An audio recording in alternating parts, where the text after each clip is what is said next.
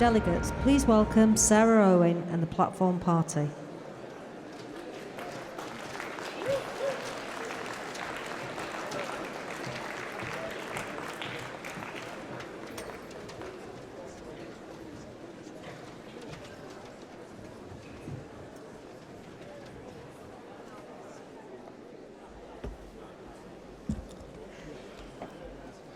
Delegates, could you please take your seats?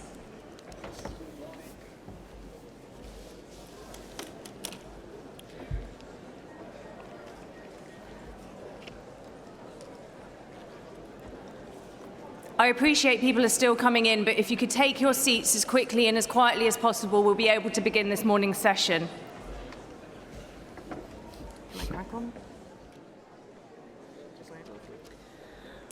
Okay. Our main business this morning is the debate on environment, energy and culture, and we're really lucky to have two fantastic speakers in Rebecca Long-Bailey and Sue Hayman.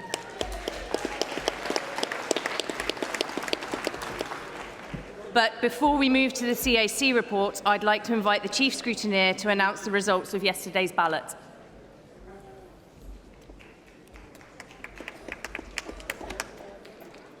Good morning, Chair. Good morning, Conference. I'm Candice, Chief Scrutineer. I will now give the result of the election of the Disabled Members Representative to Conference Arrangements Committee. With 57.19% of the vote, Katrina Murray. Congratulations. Andy Thompson, 19.28%. Wayne Blackburn, 12.03%. Emily Brothers, 4.30%. Claire Kosler, 2%. Amy Allen, 1.75%. Andy Ward, 1.49%. Mandy Porter, 0.71%. Ian Pearson, 0.59%. Kendrick Fowler, 0.44%. And Zoe Sykes, 0.22%. The full results of this ballot are available in Conference Arrangements Committee Report 4. Thank you, Conference.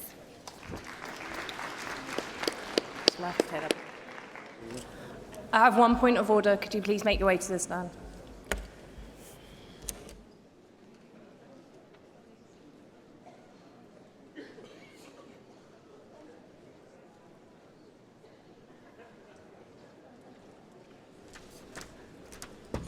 Good morning, Conference. I would like to make a point of order with regard to Composite 13 that was voted on yesterday. No!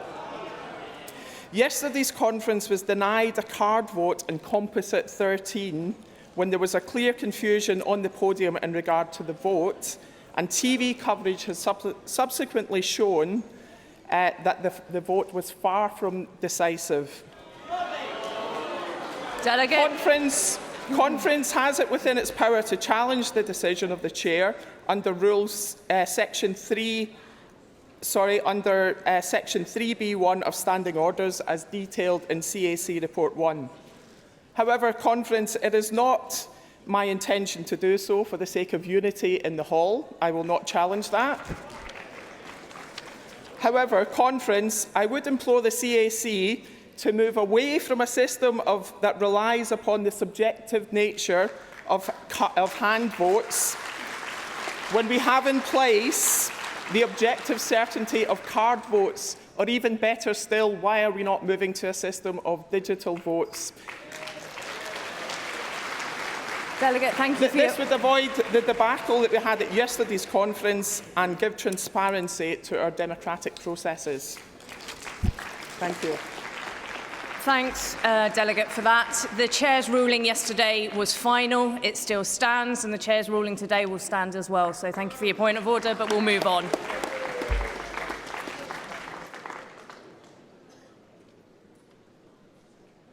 I know we want to get on to the debates, but before we do that, we need to approve the CAC report. So, therefore, I call the Chair of the Conference Arrangements Committee, Harry Donaldson, to introduce the Conference Arrangement Committee report. Chair, morning Conference. Formally moving CAC Report 4.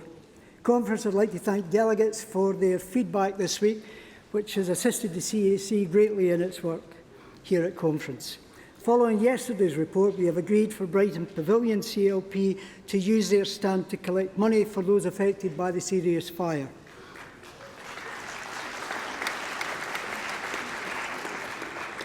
And can I also say to conference that a collection will be made as you leave Conference Hall this afternoon.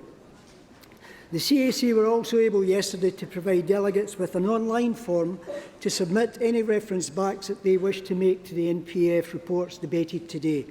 I hope that CAC decisions during conference have assisted delegates, and we look forward to receiving further comments through the feedback form made available to the delegates after conference. Today we have timetable for debate, composite motions on corporate governance, high streets, Green New Deal composites, local authority cuts, homelessness and housing. We will also debate emergency motions on Kashmir and Amazon fires, composite motions on immigration and mental health, and the Unite emergency on Thomas Cook will be taken tomorrow. The emergency motions is printed today and will be reproduced alongside the composite motions on immigration and mental health in CAC 5 tomorrow. Composite motions on immigration and mental health were printed in CAC 3 yesterday, and all conference documents can be found online on the Labour Party website. In the ballot area today, we have the ballot for the National Constitutional Committee. Voting today is for the CLP delegates only.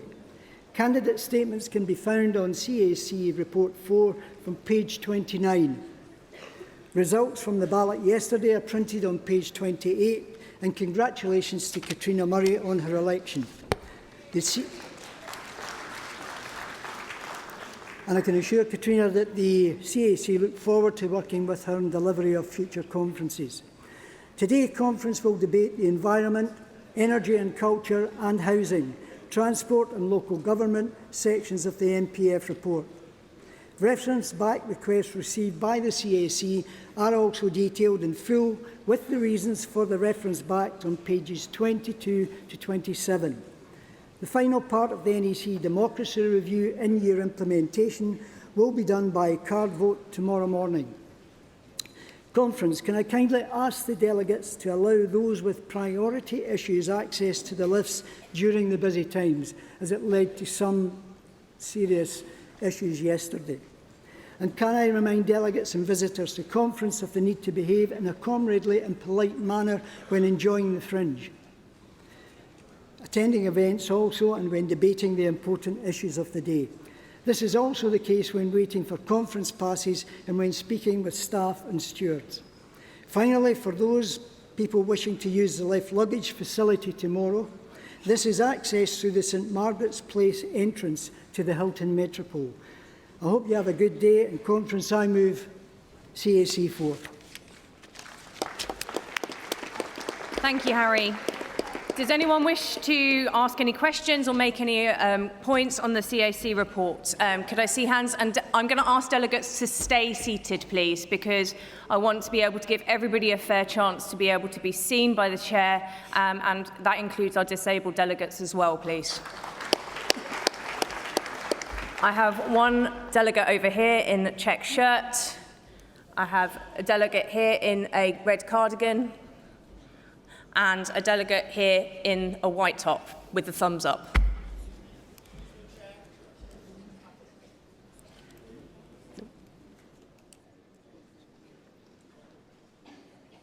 And I'll take the delegate here in the green. The delegate right at the back in the shirt. The delegate in the black. The delegate there in the nice brown top, holding up the pink papers. At the very right, I see you.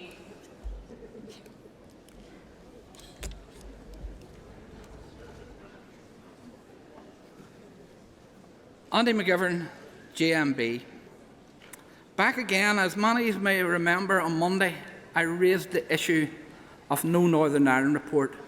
I explained it at last year's conference. I was given assurance that this would be dealt with and we would have a Northern Ireland report.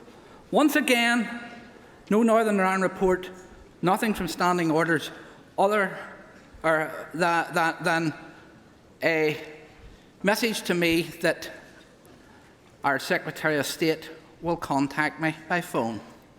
That is fair and dandy. But the delegates here need to know what is going on in Northern Ireland. They need to know about our Heartland and Wolf Welders workers who are sitting in the rain day after day. So they are, trying to protect their jobs. We need to know what's going on in Wrightbus.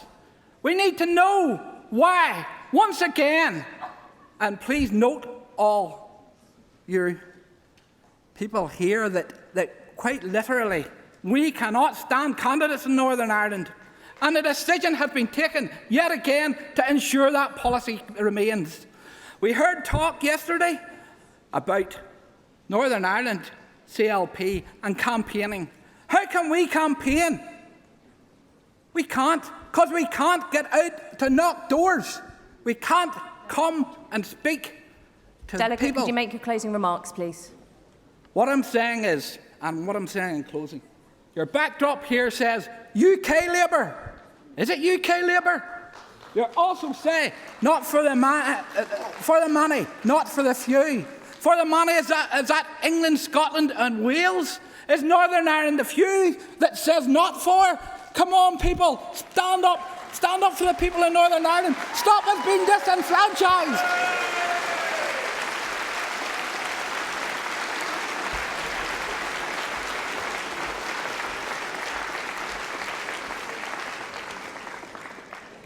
Good morning, Conference. Apologies for being up here again. Alexa Collins, Beaconsfield CLP, and I have a question on the CAC Report 4.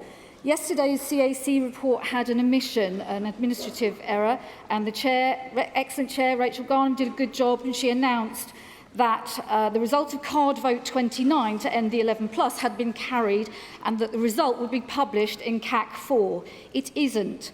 I have engaged with the NPF process all year in good faith. I have followed your published process. Please will you show us the respect of following yours and publish the result. I'm lucky to have the support of my regional CLP rep, but not everyone has got Anne Black on speed dial, so they might not get the same party support. When will you do this? I apologise to the Chair for the shameless grandstanding, but this is the first time I've gone off-piste. Thank you. Thank you. May I remind delegates that these are points and questions on the CAC report, not mini speeches. Thank you.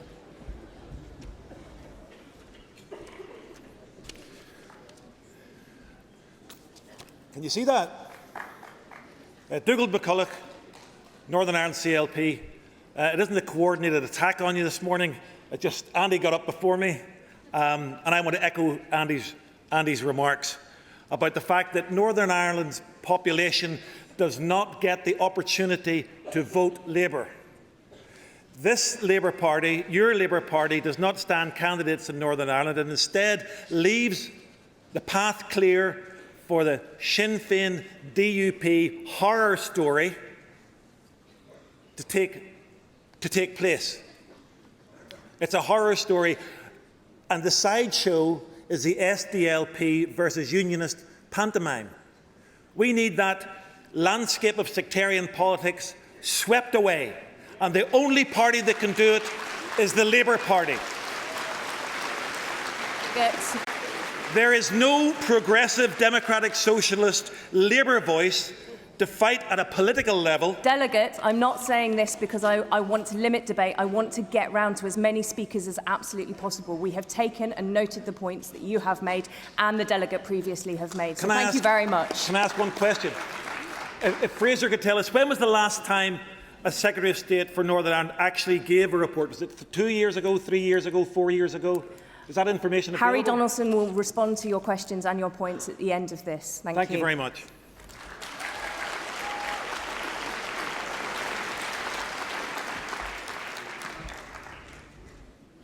Good morning, Conference. My name is Alex Owolade and I'm from Streatham CLP.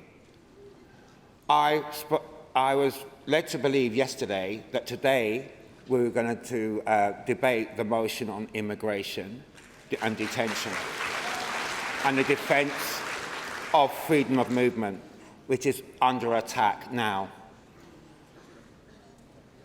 This motion speaks for and comes to the defence of millions of black and Asian and ethnic minority people and migrants in this country.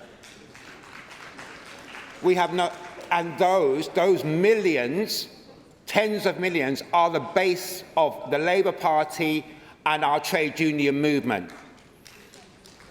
Now, I've just been told that it's been billed Delegate, I'd like to just I'm making a point now.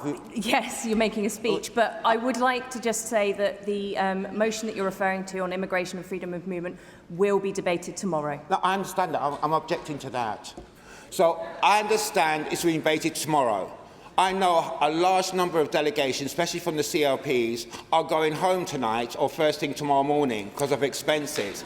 It's denying Delegate, a vote. time. I'd like to propose that it is tabled today so that all the delegates have a chance to come for this conference and speak out against racism. Thank you, Delegate. I hope not everybody's going home tomorrow because we have the leader's speech, which I know most of us in this hall are very eagerly waiting to speak.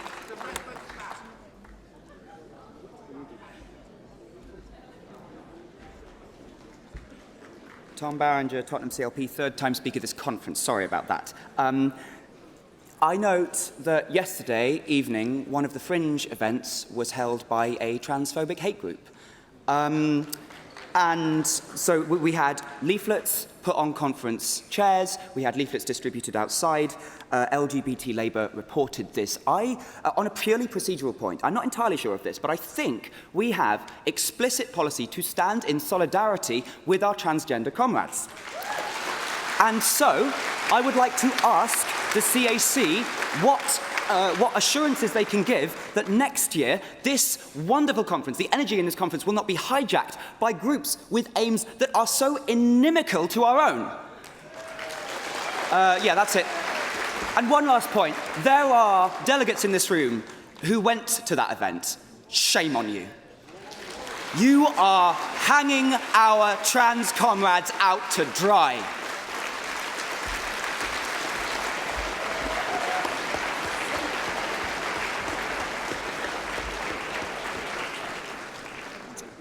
Oh, Malcolm Hunter, Leicester South Constituency Labour Party. There are two things that many people will view as acid tests of Labour's seriousness about tackling climate change. Unequivocal commitment to an ambitious science-based target date for reaching net zero CO2 emissions and a commitment to halt airport expansion. With the longest running composite meeting in Labour Party history still deadlocked, with it already having been accepted that it was going to be impossible to agree a single composite motion, and with no agreement reached to include these two key demands in either composite now being formulated, a number of constituencies asked it would be possible to put forward my constituency's original motion alongside the two composites to allow conference the opportunity to decide whether to also adopt these two key policies alongside the many good things that are in the other two motions. We were told this was possible, and we were told yesterday that our motion would be taken alongside the other two. It now appears that this is not going to be to happen after all. So I'd like to refer back the relevant section of the Conference Arrangement Committee's report for this decision to be reconsidered. Thank you.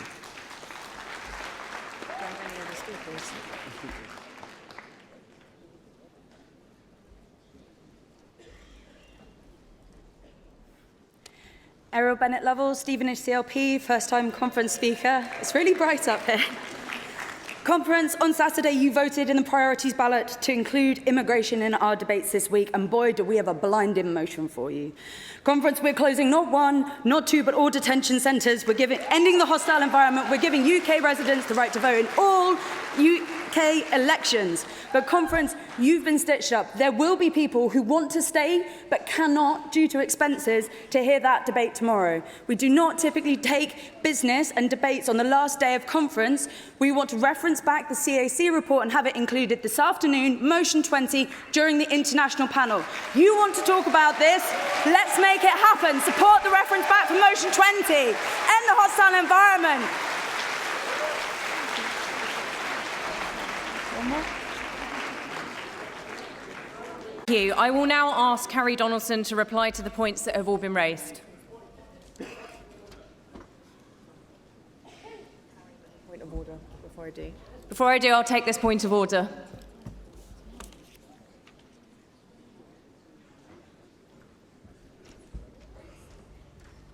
Hi there. I'm Nick Rogers from Tottenham CLP. A comrade of mine made a point of order earlier about a meeting that took place last night that was picketed, and I have to make it quite clear that the position he outlined does not represent the view of the CLP. We think that the debate around gender and sex needs to be conducted in a fraternal and comradely way. There are strong views on both sides, and there needs to be freedom of speech. And I think the CAC should make a point, and actually I think Harry did make a point, about treating each other in a comradely and fraternal way. And the conduct of those who were outside that meeting last night was semi-fascistic. And that is not the way that any of us ought to behave. Thank you, Delegate. Thank you.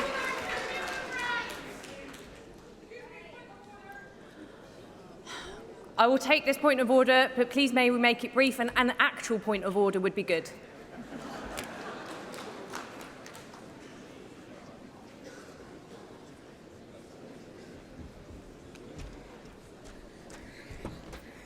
My name is Gwyneth Brain, and I am the LGBT+ officer for Bristol South. And what I want to point out, it is not the duty of a discriminated minority to be polite to their people who are discriminating against them. We are the Labour Party, and it is our duty to stand with our LGBT+ comrades, including our trans sisters, brothers and non-binary people. And just because you dress something up in the name of feminism, it does not mean it's not discriminatory. And as a party, we must stand up to it explicitly every day, every party.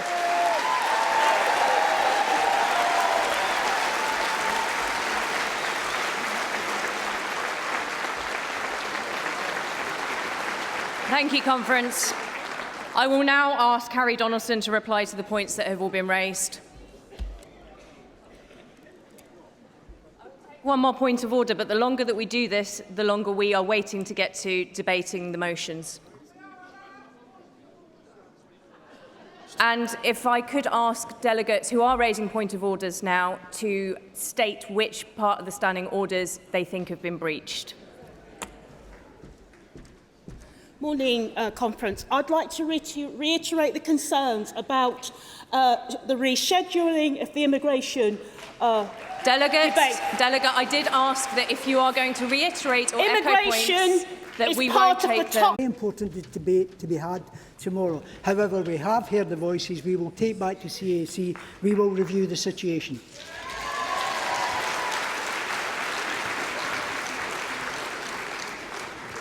With regards to the comments regarding the fringe events, that's been noted, and the seriousness of that, and the voices here today have been noted. That also will be raised back in discussions at CAC, and particularly moving towards next year's conference. The issue regards the concerns that Dougal had in regards to Northern Ireland. That will be covered off too, and we will get back to Dougal during the course of today. Andy had raised an issue, a very passionate plea there in terms of that. The Shadow Minister is off to Washington. We have passed on the information, and certainly Andy's points have been raised and passed on, and the Shadow Minister will be in contact.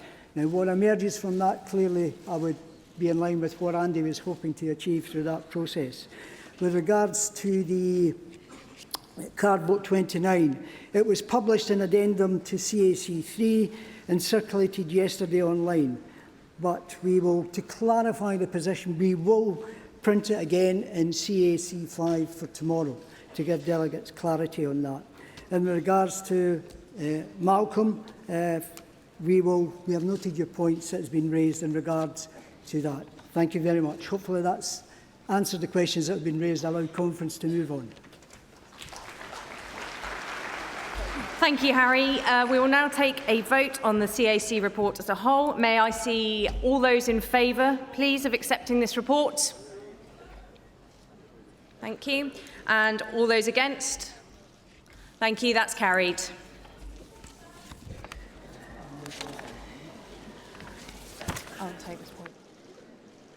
I'll take this point of order, but please may it be brief and specific on what breaches of the standing orders you think it relates to. Thank you very much. Mary Wimbury, Clwyd West. Conference, this party has a proud tradition of supporting women's representation across all levels of the party.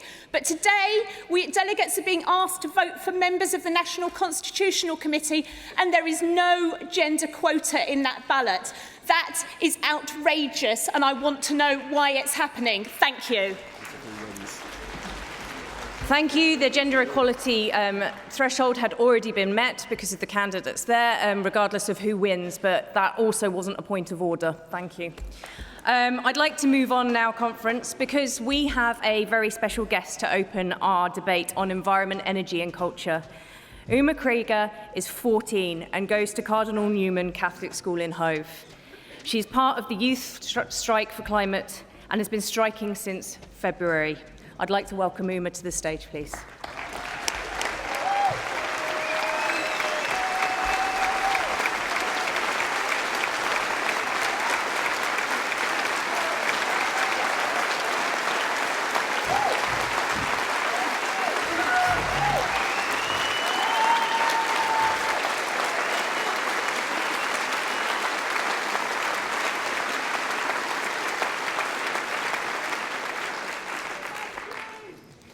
Hello, my name is Uma Krieger and I'm from Youth Strike for Climate. I'm 14 years old. 6 months ago, in February, the Youth Strike movement was just starting, and we already achieved so much globally, which is more than some governments can say. But we still have such a long way to go, which can be daunting. Every month since February, I've missed one full day of school to join thousands of other students on the streets of the UK to demand climate justice.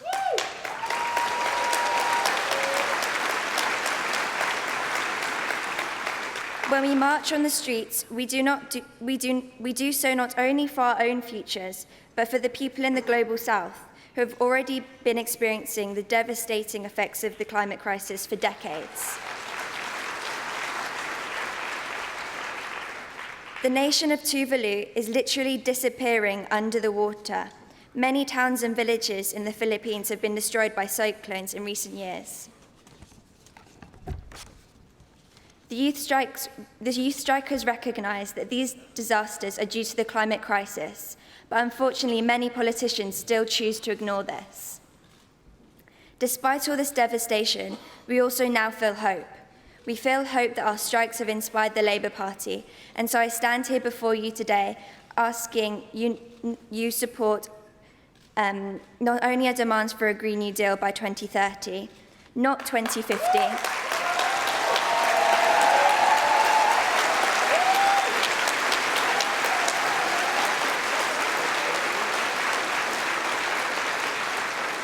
because it does not fit within the time frame given by the IPCC. In fact, it'd be over 20 years too late. And also to go further and help us deconstruct the structures that led us to the situation of climate emergency. We act in solidarity with people who have been fighting for over 500 years and ask the Labour movement to stay true to its internationalist values. And when you vote today, be in solidarity with not just us and the workers, but with the people in the global south. Thank you.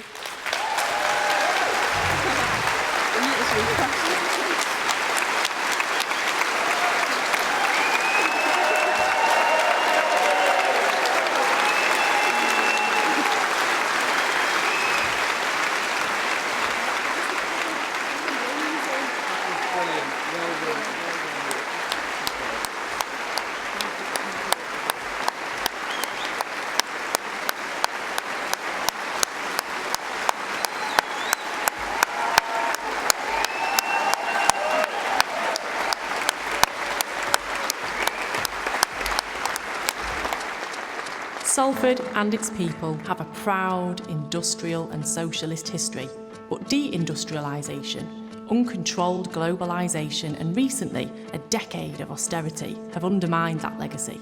At the same time, thanks to a handful of powerful multinational corporations, we're on the brink of a climate emergency, with the threat of food and water shortages, rising sea levels and mass extinctions, and the infrastructure to produce those technologies here and export them to the rest of the world, and will take our energy grid back into public ownership, ending rip-off bills.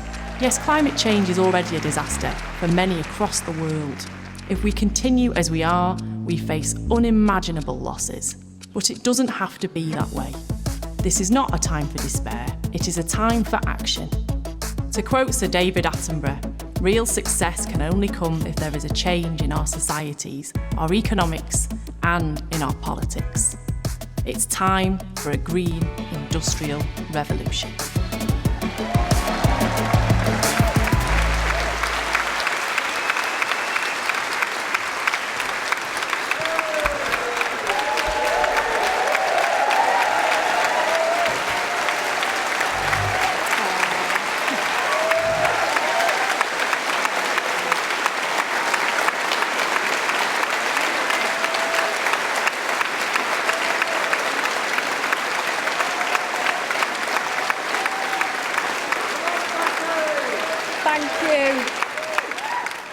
Now, isn't Uma amazing, and a squad that came up with her? And I want to thank her, Youth Strikers for Climate Justice, our trade union movement, Extinction Rebellion and climate activists for coming together to make politicians listen.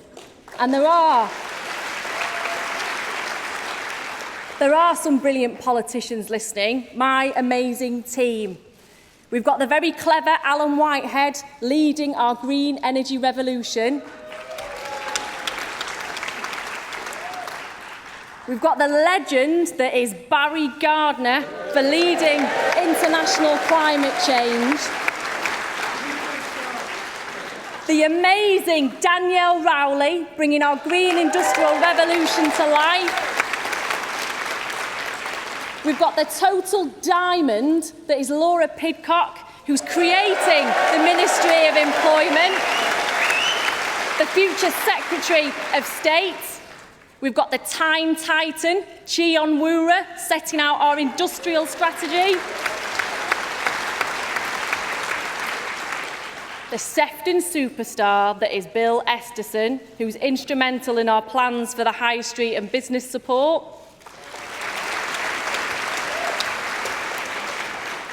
The steely Sheffield warrior, Jill Furness, developing plans for Steel, Postbank and Royal Mail. And our amazing team in the Lords. And I also need to give a big shout out to all the trade unions and members who were at our compositing meeting. We have broken the record for the longest compositing meeting in the history of Labour Party conferences.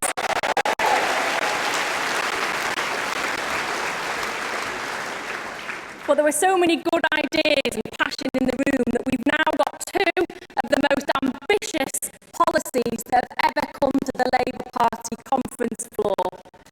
And just one more quick heartfelt thanks to John McDonnell and Andy McDonald, without whom the policies I'm about to talk about today wouldn't be possible.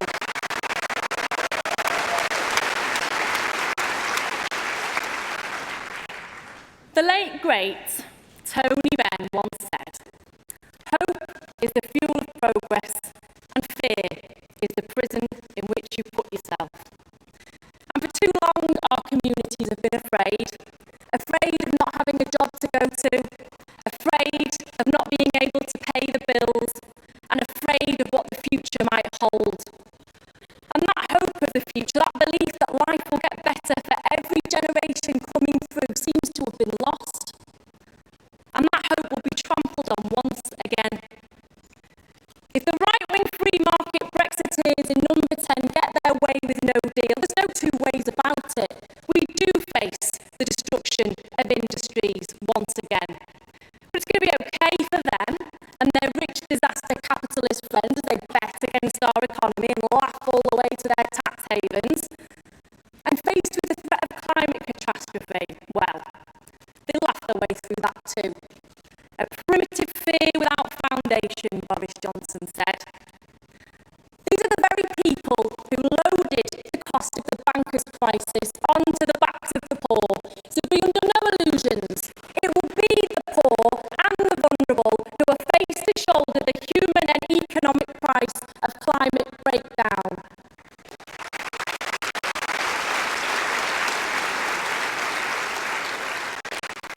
This year, one of the worst tropical storms on record killed over 1,000 people in Mozambique. Catastrophic fires swept across the Amazon rainforest, Siberia and Greenland, and extreme heat was recorded all over the world. The Met Office, the IPCC and others describe a potential future of extreme weather, rising sea levels and water and food insecurity. And if we allow this to happen, if we don't stand together as a society and define the battle against climate change as a battle for social justice, it will be seized upon by those who want to divide us. The far right are ready to capitalise on climate change, the threat of resource scarcity and economic despair, and they will mobilise. If we allow the cost of taking action to fall on the shoulders of the poor, workers and consumers to reinforce their messages of nationalism and exclusion.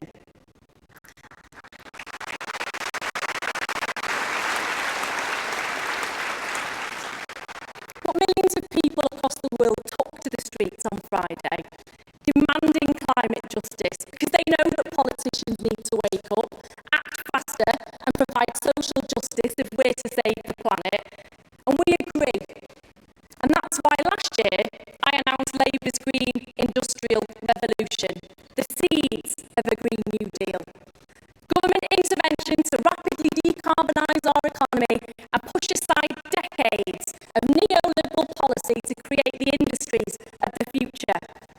Quality, unionised, green jobs, a proper industrial strategy, public ownership of our water and energy, and intervention in the economy to make sure that the technologies of the future are manufactured and assembled here.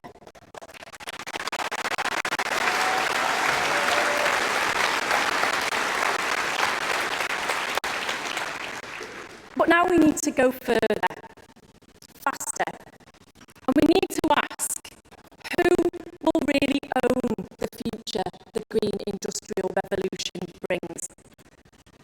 And you know, this question goes right to the heart of why all of us joined the Labour Party. If the height of our ambition is softening the ravages of unfettered capitalism and signing up to some watered-down version of austerity, well, we might as well all go home now.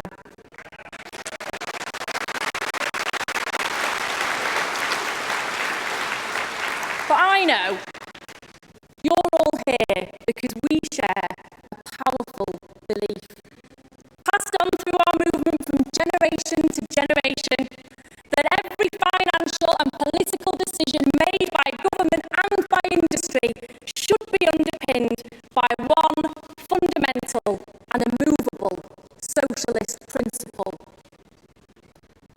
to secure for the workers, by hand or by brain, the full fruits of their industry and the most equitable distribution that may be possible on the basis of common ownership.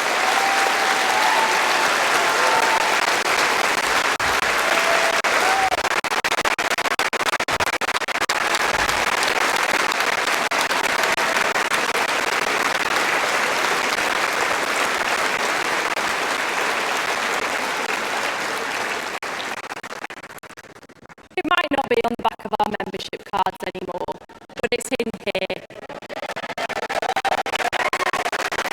So, today's conference, I'm setting out a bold vision for common ownership in our green industrial revolution with the People's Power Plan. To start, we will deliver a 7-fold increase in offshore turbines in 12 years, but we can't rely on the market to act fast enough. So the people will take a majority stake in all new offshore wind farms.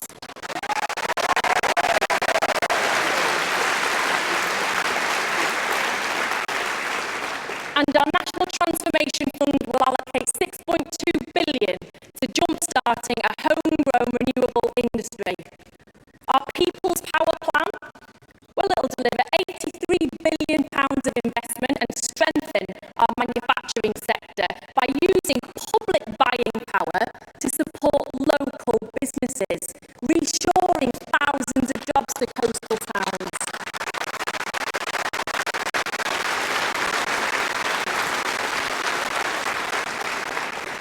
And the revenues, they will flow back to the people, and 20% of the public profits from offshore wind will be carved out for a People's Power Fund, investing up to £1 billion in held-back coastal communities.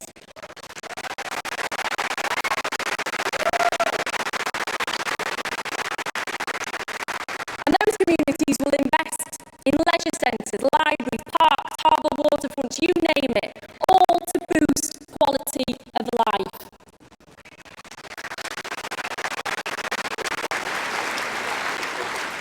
Because you see, the green industrial revolution is about tackling climate change, yes, but it's more than that. It's the biggest economic lever we have to rebuild Britain after decades of deindustrialisation and to usher in a new era of public luxury, a modern standard of living.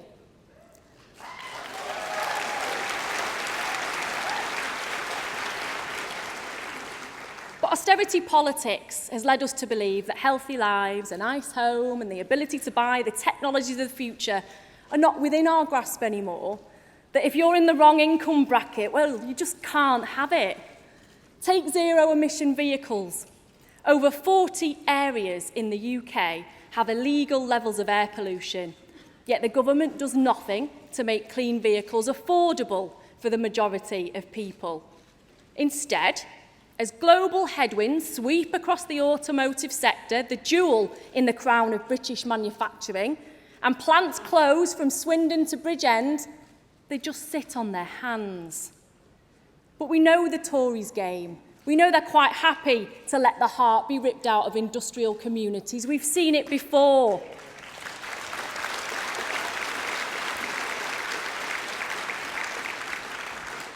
Well, we're not. Today, conference, I can announce that Labour will secure this iconic industry's future as part of the green industrial revolution.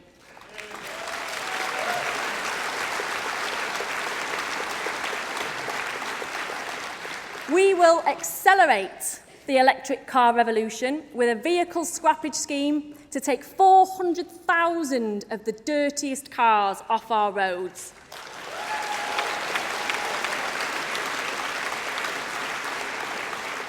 And 2.5 million interest-free loans for the purchase of EVs.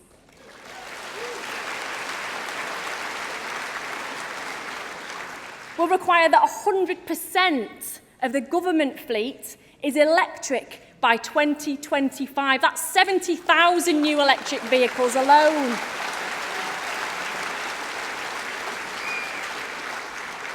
On private fleets that make up half of all new vehicle purchases, will reduce the cost of going electric with a waiver on the excise duty surcharge and providing certainty on company car tax. And for those fleets that do transition entirely to EVs by 2025, well, we promise to install charging stations in their workplaces and depots.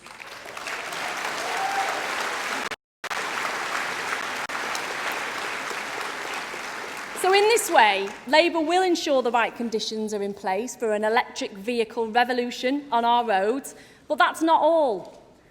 We'll invest £3.6 billion into building charging networks. That's over 72,000 charging banks in towns and along motorways.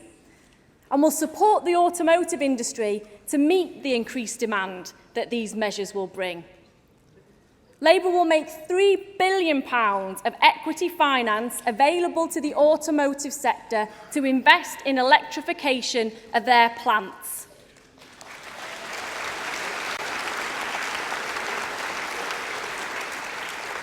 And will exempt new investment in plant and machinery from business rates.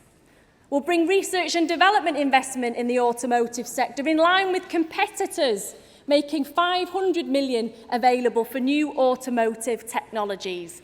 And we'll invest £1.8 billion in collaboration with the private sector to build 3 huge battery production facilities called gigafactories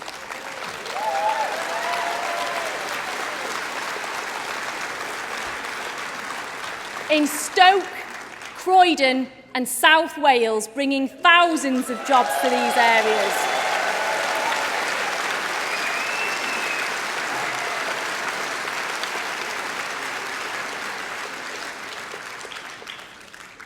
And to create a new sustainable industry, we will invest £500 million into 4 metal reprocessing plants to reprocess cobalt and minerals used in batteries, and a further £50 million into drop-off points and battery collection sites.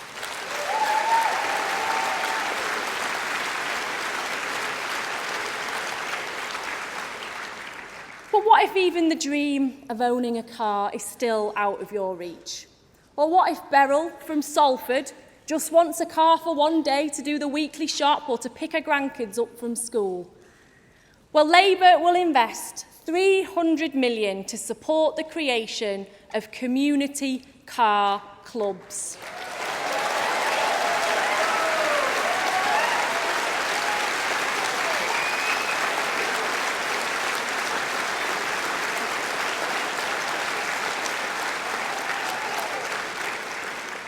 Owned by the community, so everyone has access to this technological revolution as easy as ordering a pizza.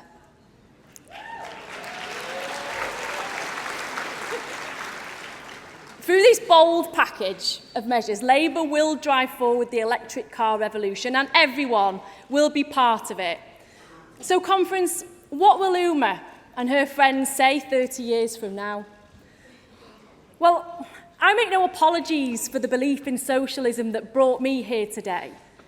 Yes, life was hard. It was for everyone I knew. And yes, despite that, I managed to do very well.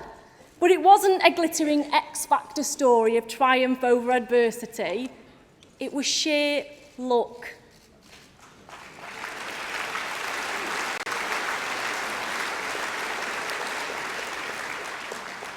An aspiration built on luck is a lottery ticket that most of us will lose.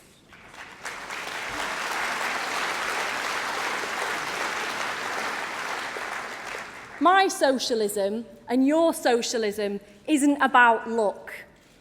It's about saving the planet and ushering in a new era of public luxury based on social and climate justice.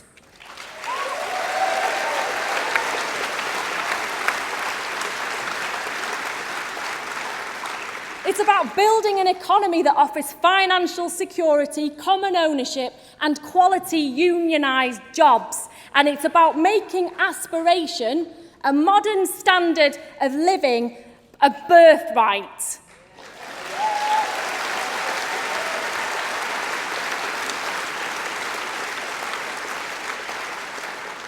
So I say to our children, you will be happy, healthy, well off, and just as the trade unionist Bill Haywood said once, that nothing was too good for the working class, I say, with the utmost conviction, we will make sure that nothing will ever be too good for you.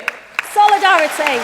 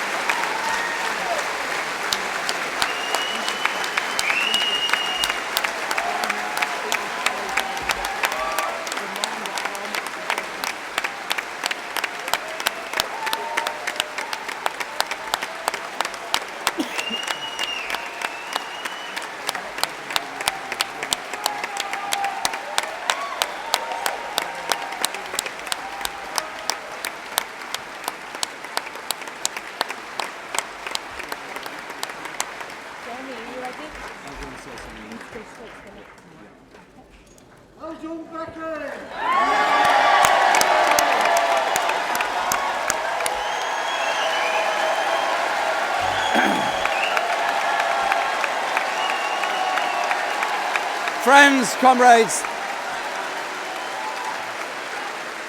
thank you. Thank you. Two things. Firstly, massive congratulations to Becky on a brilliant speech and all that she does for the Green Industrial Revolution, because that is what a Labour government will deliver. The Supreme Court has just announced its decision.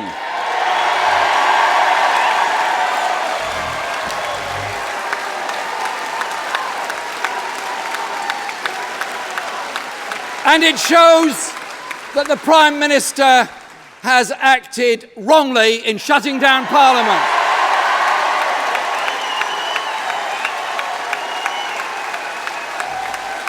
It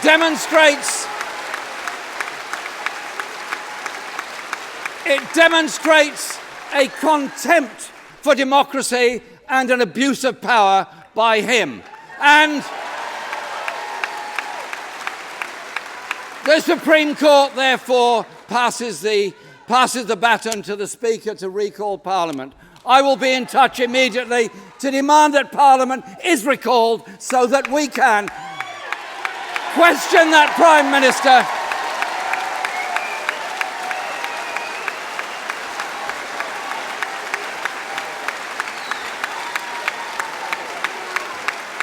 demand that he obeys the law that's been passed by Parliament and recognise that our Parliament is elected by our people to hold our government to account. A Labour government would want to be held to account. We wouldn't bypass democracy.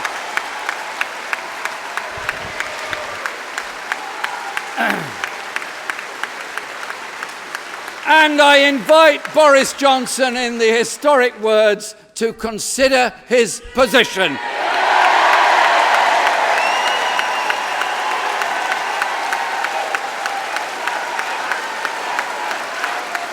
And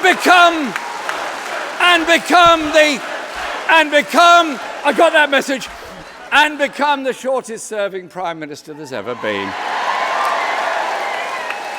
So, obey the law, take no deal off the table, and have an election to elect a government that respects democracy, that respects the rule of law, and brings power back to the people, not usurps it in the way that Boris Johnson has done.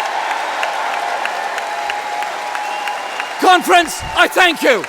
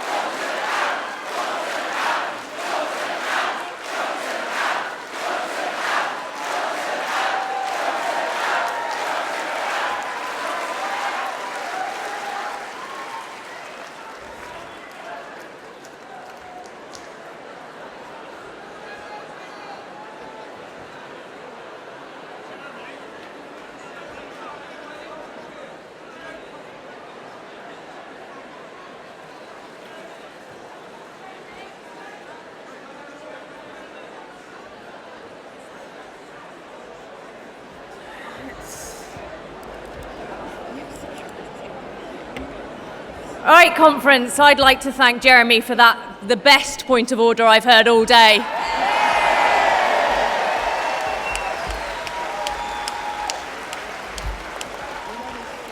And I know that was incredibly exciting, but the moment that we've all been waiting for, the first part of the debate, as we all know, it's the reference back.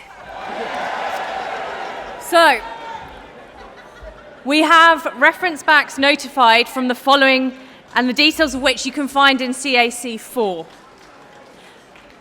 The reference backs that have been notified in advance from the following CLPs are Brighton Kemptown, Hornsey and Wood Green, Sherwood, and of course, Brighton Pavilion.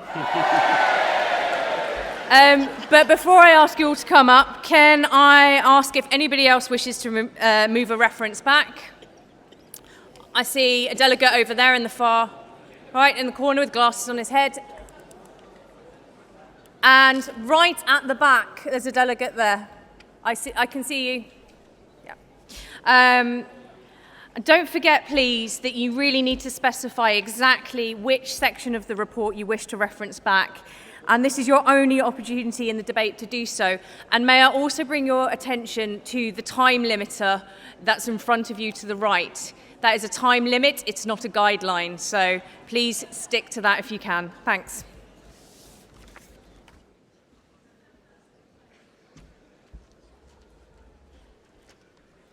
Can I start? Cathy Shutt, Kemp Town again. Apologies, I'm wearing wellies. It's not a cheap stunt to show that the climate change, sea levels rising fast. I live in I left my shoes at home. I live in windy Woodingdean, which is a source of amazing renewable power, and that's why I wanted to come up and talk to a reference about the scale of investment in renewables. If this document is to communicate to the outside world, or we're going to use the ideas in an election, we must show the scale of the ambition that Rebecca's just been talking about in everything we do. We want to set ourselves apart from the Tories, who are climate change deniers, the Lib Dems, who are climate change delayers. We need a new Green Deal, a socialist new Green Deal that sets very ambitious targets for what we want to achieve through a worker-led green industrial revolution. It's going to be massive. And what I wanted to see is the scale of our ambition reflected in this document. There have been so many announcements this week about the amounts of money that are being made available. It won't cost any more tax. John McDonnell said 250 billion yesterday. Please, can we have the scale of the ambition reflected in our documents? Thank you.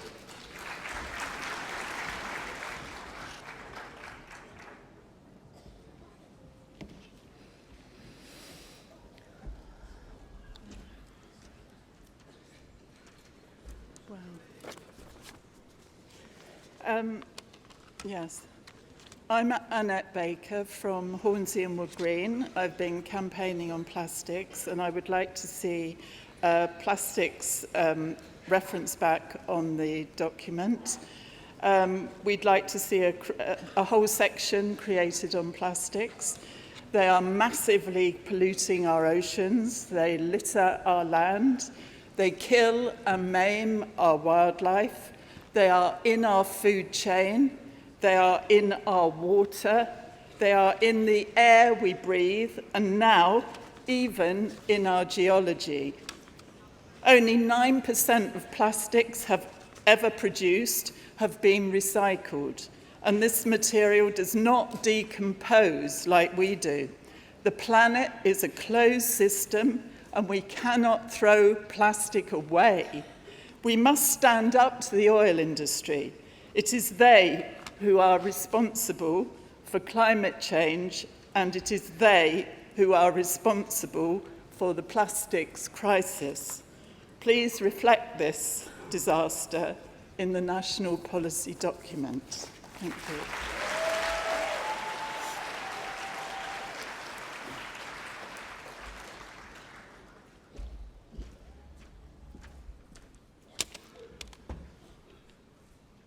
Steve Garlick, first-time delegate, first-time speaker. Speaking to page 71, media. I want to just tell a very brief story before I talk about the fact that I find it abominable that Facebook have got to stand downstairs after all that they've done with Cambridge Analytica to damage, destroy and make our political system dysfunctional by cheating the voters. I want to tell a story about an individual who had their neighbours visited, photos of their home and their family taken, and eventually the nursery at the end of their street daubed with swastikas and McDonald out at the end of their street. Now, if the press can do this to one of our leaders, if the press can mince the words that we put out yesterday as a democratic forum, if they can weakly damage and destroy all that we fight for with weaselly words, then it is incumbent upon us to reference back and make sure that we stop the media, the social media, from giving us the real debate that is needed and stop lying to the country. Thank you.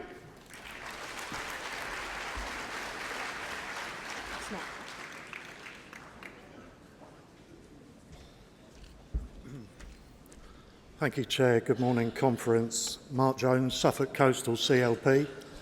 First time delegate. Guess what? First time speaker. Reference back point of omission. In July, Suffolk Coastal CLP submitted to the MPF Commission. It explained how the Suffolk coast is becoming central to the UK's generation and distribution of renewable and sustainable energy. We offered our members local experiences of Sizewell and offshore wind farms to help inform Labour's policy for a well-planned and sustainable energy industry. We submitted through the National Policy Forum website and by email to individual Commission members. It received praise for its presentation and content. However, in the MPF 2019 report, Suffolk Coastal CLP was not included in the list of submitting local parties. Now, in Suffolk Coastal, we struggle more than most to get Labour's voice heard. We're fighting to reduce the large Tory majority of the new Secretary of State for the DWP, Therese Coffey. But through the hard work and committed local activists, we're beginning to change the narrative. It's not helpful that we are overlooked by our own party, so I would ask the MPF how this oversight could have occurred and for Suffolk Coastal CLP to be recognised for its contribution to Labour's energy policy debate. Thank you, Conference. Thank you.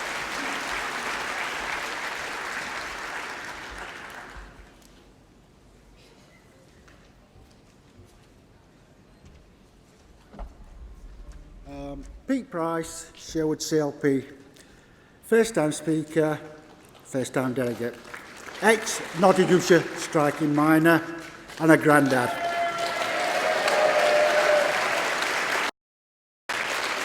Referencing back on environmental, energy and culture.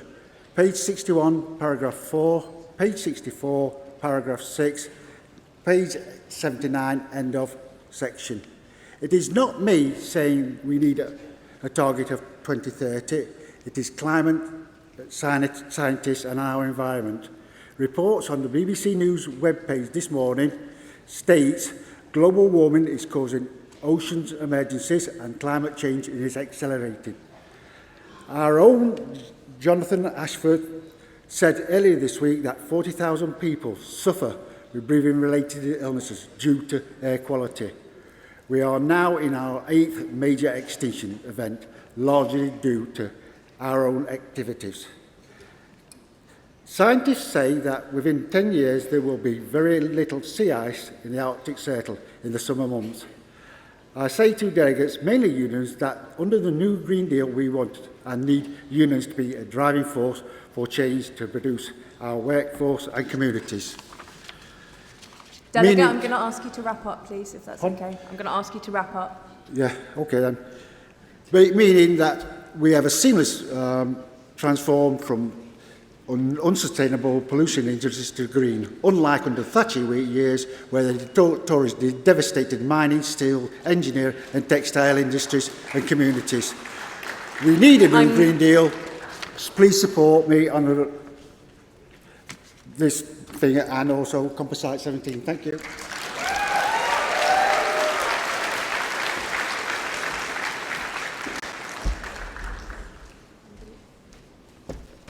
Good morning.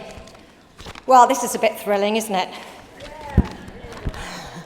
I want to reference back two areas. One is the section on land, which is on page 70 of this document, but I'm also referencing back this entire document. Why am I doing this? Well, in 2015, we marched in Paris for the Climate Change Treaty. In November 28, Extinction Rebellion, we marched for their first rebellion and we took the bridges in London. In February 2019, we've got children striking on the youth strike, which has now gone global. And on Friday last week, Brighton and Hove, we showed solidarity. We marched with the children of Brighton and Hove for system change, not climate change. Now, the backdrop for the MPF document on environment, energy and culture is that it took as its focus sustainable food policy, which was dictated to it by and agreed in conference last year. But this year, this has been superseded by events. The document is comprehensive and admirable. It's a feed-in document, and it's an accurate depiction of the briefings, the research, and the meetings that they've taken this year. But there is no policy within this document. Environment is only mentioned in the context of farming. Where are our energy policies? Where is any mention of reforming the media? Where is any mention of land reform? And I'm referencing back on land specifically because no mention was made on the significant independent report commissioned by the Labour Party called Land for the Many, edited by George Monbiot. If you've not seen it, please look at it. It is a radical document, far-reaching and looking at the role that land plays in our society. Many of the issues I have mentioned are going to be covered in the debate on the Green Deal, New Deal this afternoon, and I really urge you to read those composite motions that were sweated with blood by all the people Delegate, I'm going to ask combined. you to wrap up, please. In conclusion, the number one doorstep issue is climate change. It is not Brexit. I urge you by all means to work this consultation on food quality into actual policy, but it should form but a small part of a Labour environmental policy that covers all aspects of government and for which the Green New Deal should form the basis. I reference back. Thank you, conference. Thank you, delegates. If we continue to go over time, I'm probably going to have my baby before we're finished this session. So if I interrupt you, I'm doing so because we need to get through business and also because I want to maximise the number of speakers.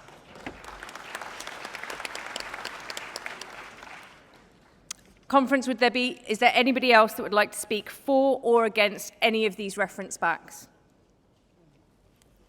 I see one right at the back in a red T-shirt. That doesn't narrow it down in Labour, but... and one just there with glasses and a black T-shirt, and a delegate there, I think in a green jumper with glasses and yellow paper.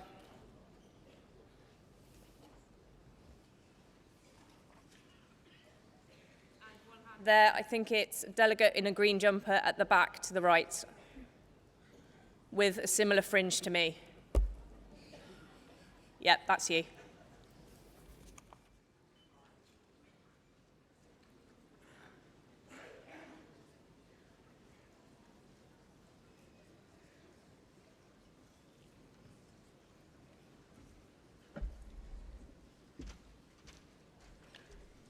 Good morning, conference. Karen Whaley, Derby South. How are you all doing?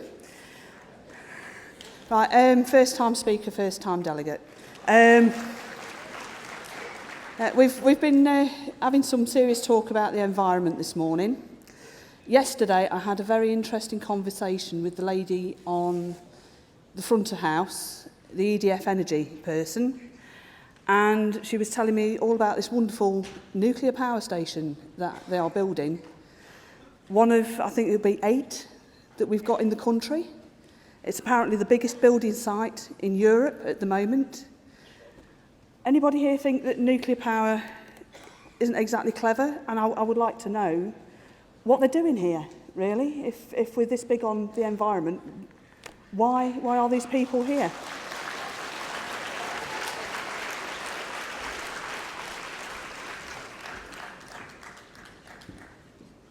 Could delegates please clarify which reference back they're speaking to, please?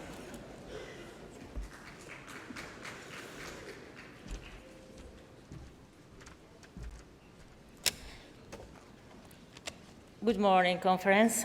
My name is Zoila Santos, delegate for Canterbury CLP, second time delegate, first time speaker.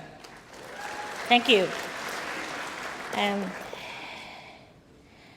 My point is on page 8, is a reference. Originally from Ecuador, South America, British citizen for many years, and proudly a member of the Labour Party, which is the only party who will fight for the rights of the many. When I finished school, I was in the Amazon. Okay. And it was an amazing experience. I want us as a party to also get in touch. All these options you have are extremely good to do, the action plan, but also to get in touch of our comrades from the Labour Party in Brazil and in all the countries that share the Amazon, to actually get together and try to save it.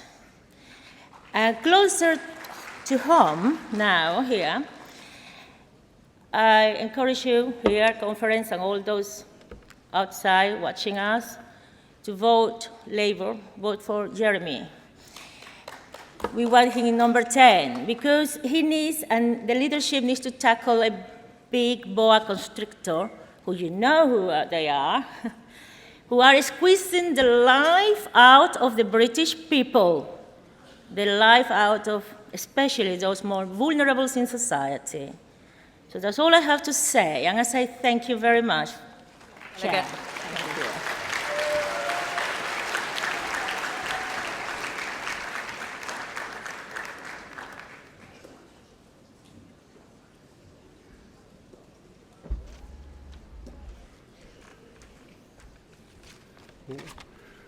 John Morgan, Grantham and Stamford CLP, first time speaker, second time delegate, the first time was in 1991. I'm speaking in support of the reference back from Brighton Civilian CLP on land policy. In my hometown of Grantham, we have a problem which have a lot of empty shops, a lot of charity shops with a high turnover. Now, if you leave it to the Tories, they say market forces. If fewer people want it, the price will come down and you can buy a cheaper shop or rent a cheaper shop. That doesn't work in Grantham because all the shops are owned by 3 big landowners and they just keep the rents high. They just rather suck all the money out from the shops that are open, and if the high street goes down, they're not that fast. One of them even owns the right to the markets. The council pays them for the market on the public street because their predecessors back in the 1880s sold it to the local duke in perpetuity. So land ownership is important, and I think the motions don't actually...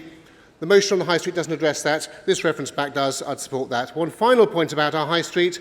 The Tories are about to make it even worse. They are about to put up a big statue of Margaret Thatcher in the main square. They bought the statue. It's the one that Westminster didn't want. They built the plinth. They won't tell us when they're putting it up. But when it happens, we have a standing policy that we will organise a national demonstration against it, and you're all invited. We did invite Jeremy Corbyn to speak. Obviously, we haven't got a date yet. His office went back and said no. I appreciate he's busy. He could be Prime Minister soon, but could I ask him here to reconsider? We can be flexible. Brilliant. It's bold.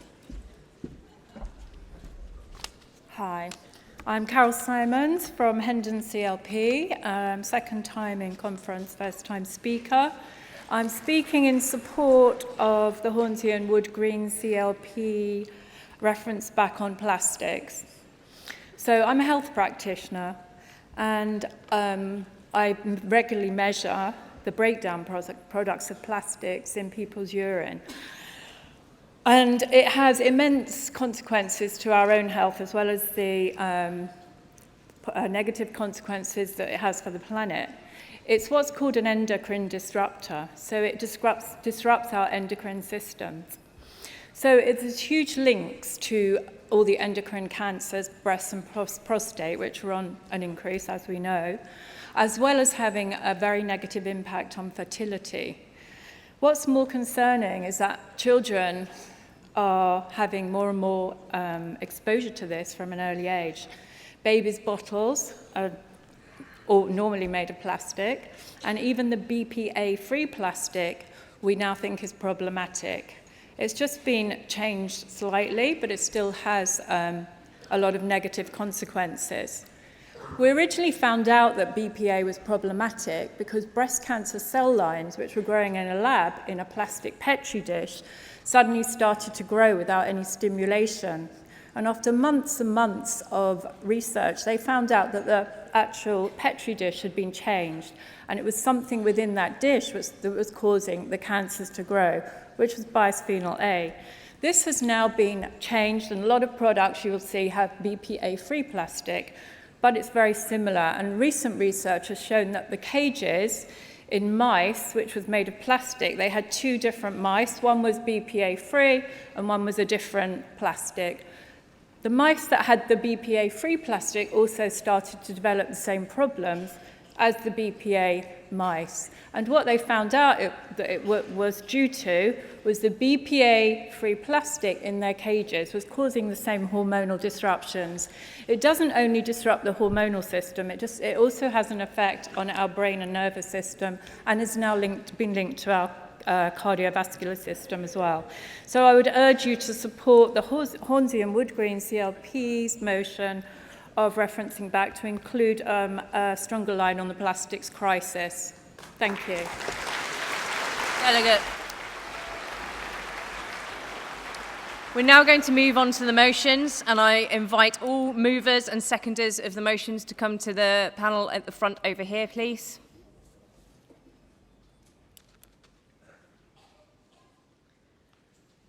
And just to clarify, these are composite 15, 18, 17 and 16, and the emergency motion on Amazon fires.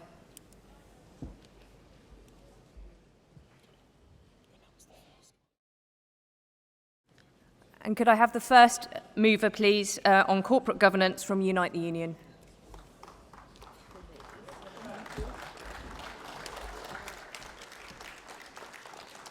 Chair, Conference. It is a great honour to stand here and propose this crucial motion on behalf of Unite the Union. My union represents workers across the private sector, covering workers from every walk of life, from car plants to building sites, from leisure centres to airports, from supermarkets to hotels. Yet everywhere, our members are facing the scourge of bandit capitalism. Let me give you some examples of what this means. When our members in bus garages and airports are poisoned by at work by toxic air, that is bandit capitalism. When restaurant and hotel workers have their tips stolen and toil on zero-hour contracts, that is bandit capitalism. When construction companies blacklist our activists, ruining lives, that is bandit capitalism. When asset strippers seize control of our members' companies, closing factories, offshoring work, that is bandit capitalism. And this week, when hedge funds bet against our members in Thomas Cook and directors line their pockets as the company fails, that is bandit capitalism.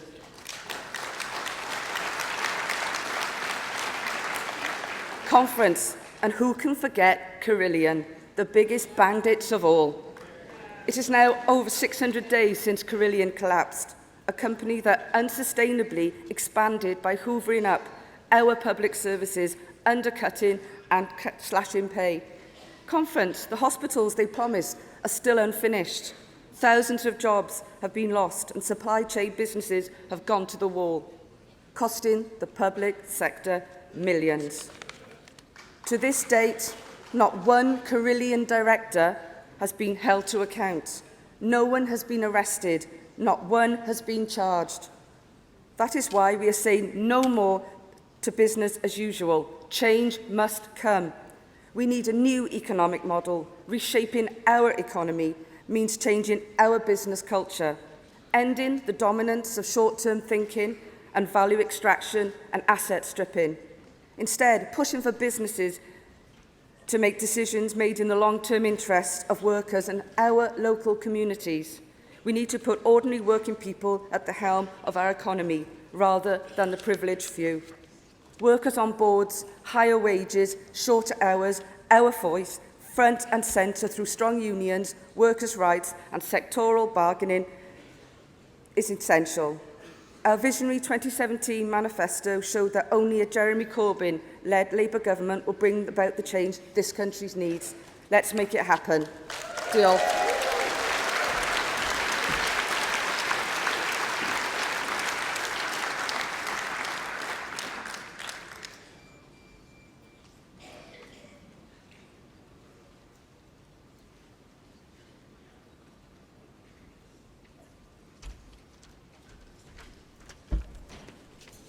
Chair Conference, Karen Rose on behalf of the Communication Workers Union to second Composite Motion 15. Conference, the explosion of insecure employment and in-work poverty is a damning indictment of almost a decade of Tory austerity. We cannot stand by and allow workers to go on fearing for their jobs, unable to make ends meet and be forced to rely on food banks while shareholders cream off the wealth that workers create and executives reward themselves with obscene levels of pay. No more recent example of that than the directors of Thomas Cook, who awarded themselves multi-million pounds sums prior to dropping into administration. It's an absolute disgrace, Conference, and they should pay that back.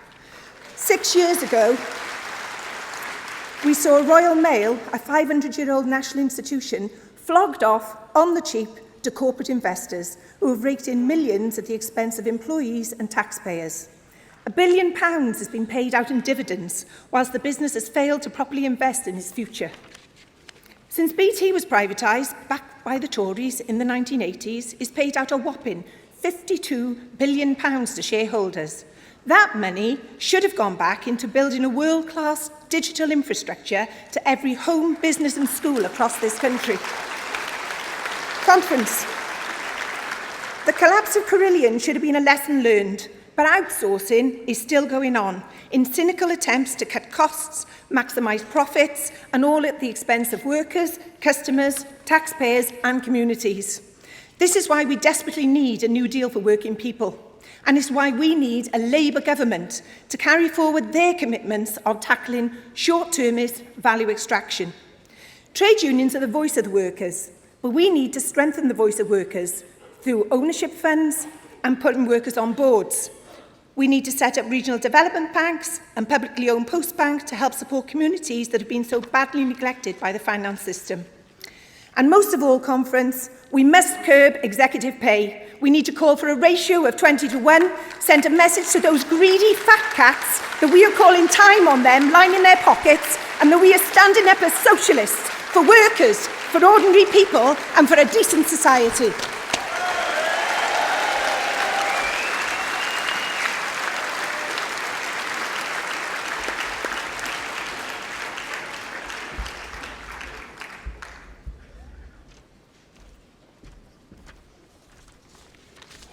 Chair Conference, Paddy Lillis, Usdaw, moving the motion Save Our Shops.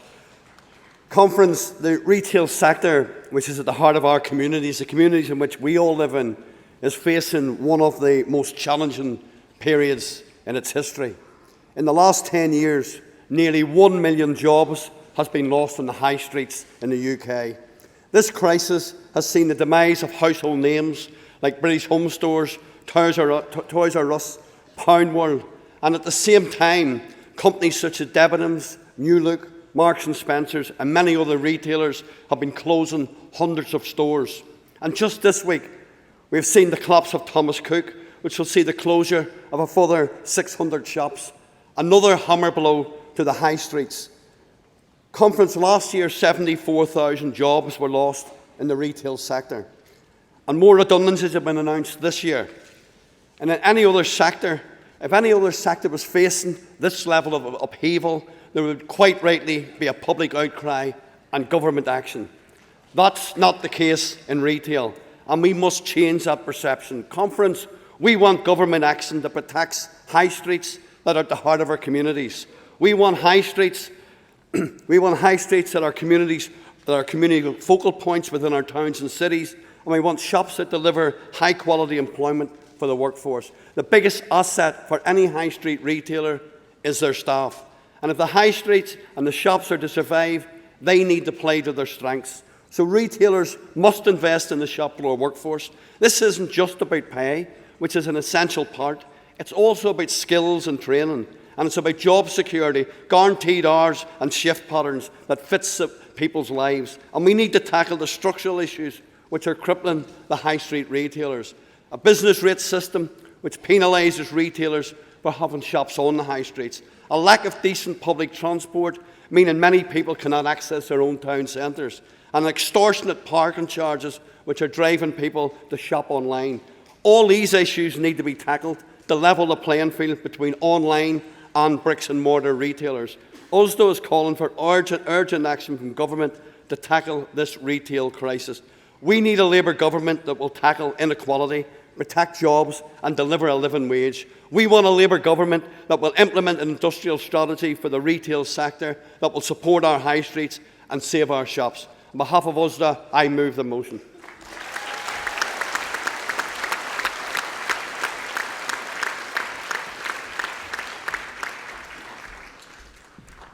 Good morning, Chair, Conference. Vince Maple of the Association of Labour Councillors, proud to second this motion, which comes after a decade of Tory laissez-faire approach to our high streets and town centres. This has led to the destructive fixed odds betting terminals blighting communities up and down our country. And I pay tribute to campaigners, including Matt Zarb-Cousin, Tom Watson and Carolyn Harris, which has finally meant the crack cocaine of gambling have gone from our high streets.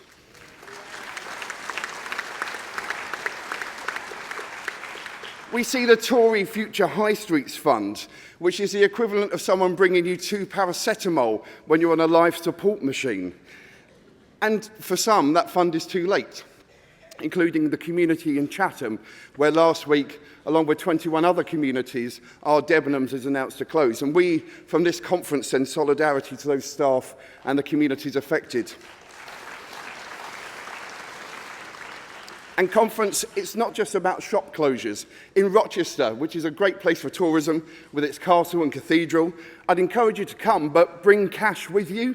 It doesn't have a single free-to-use ATM machine on its high street. This country has 10 free-to-use ATMs closing every week, but at the same time, 12 pay-to-use ATMs opening at the same method, often in areas of deprivation. But it doesn't have to be that way. We have brilliant Labour councils building community resilience by investing in our high streets. We have innovative Labour policies such as post banks to protect the future of our high streets.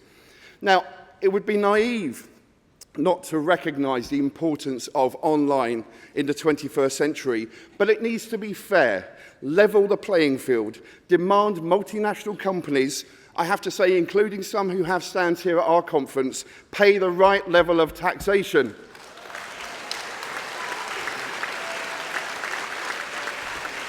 So, conference, on behalf of 7,000 Labour councillors, I ask you to support this excellent USDA motion, support their industrial strategy for retail, support the Labour government, which will be elected probably much sooner than we thought earlier this morning. Let's get onto the high streets with our street stalls and build those town centres for the many and not the few. Thank you, conference.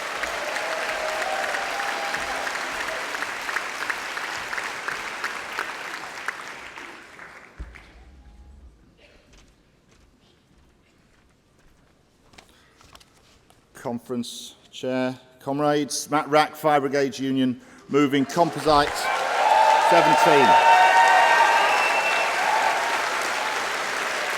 I have to say, conference, I believe this debate we're embarking on today is probably the most important debate at this conference this week, because it's addressing the crisis facing humanity. That's the scale of what we're discussing here today.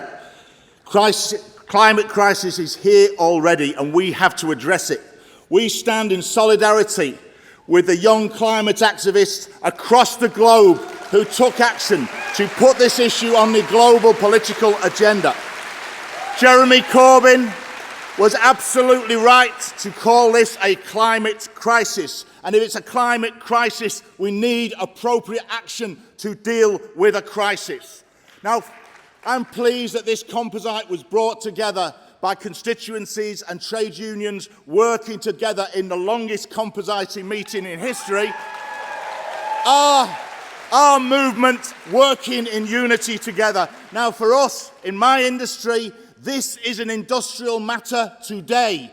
It's a trade union matter today. Firefighters in the UK are dealing with the effects of climate change every day of their working lives in extreme weather events.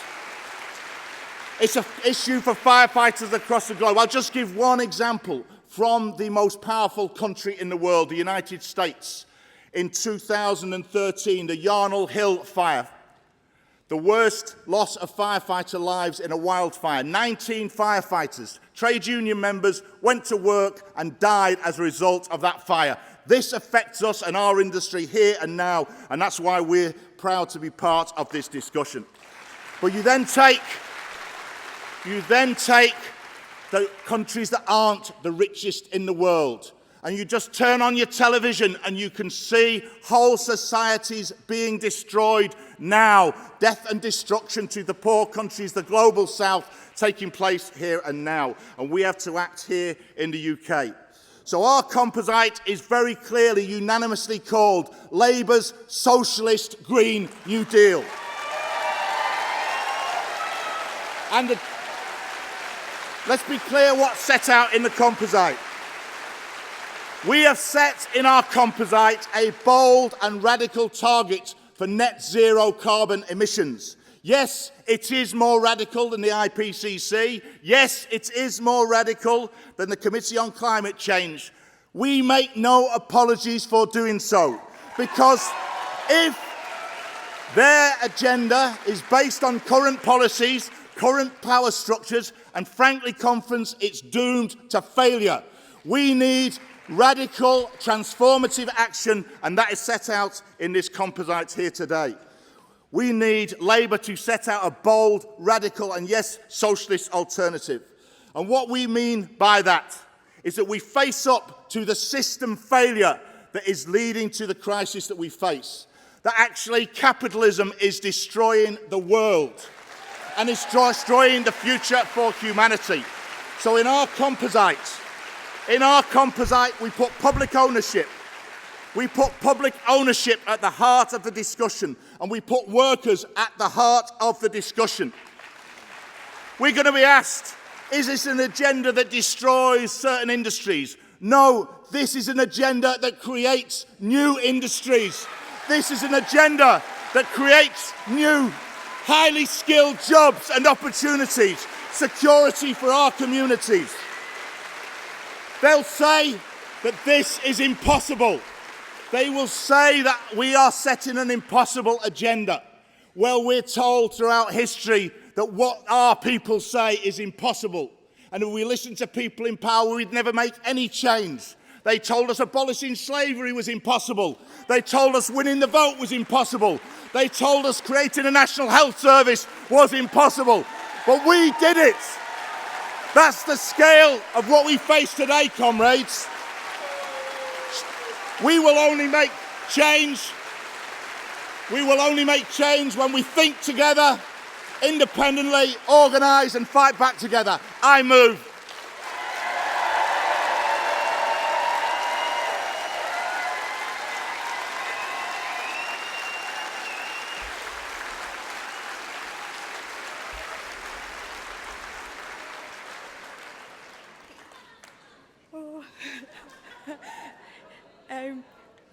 Angela Brown, Hayward and Middleton CLP, first time delegate, first time speaking publicly ever. As well as a proud rep for my CLP, I'm also a proud member of Unite, and I've been working hard to try and unionise my workplace, because our movement is nothing without our trade unions. I've been concerned about climate change for years, but I honestly didn't think there was anything we could do. Then the student strikes happened, then Extinction Rebellion happened, and in my CLP, a working class ex-mill town passed Green New Deal unanimously. My CLP is in Rochdale Borough, which was the birthplace of the co-op movement. We was at the heart of the first industrial revolution. Now we want to be at the heart of the green industrial revolution. We've got empty red brick mills on every corner, and we need to fill them. My area has got some of the highest levels of unemployment and insecure work in the country. My dad's 60 and on 0 hours contract. I want to revive industry in my town for people like my dad.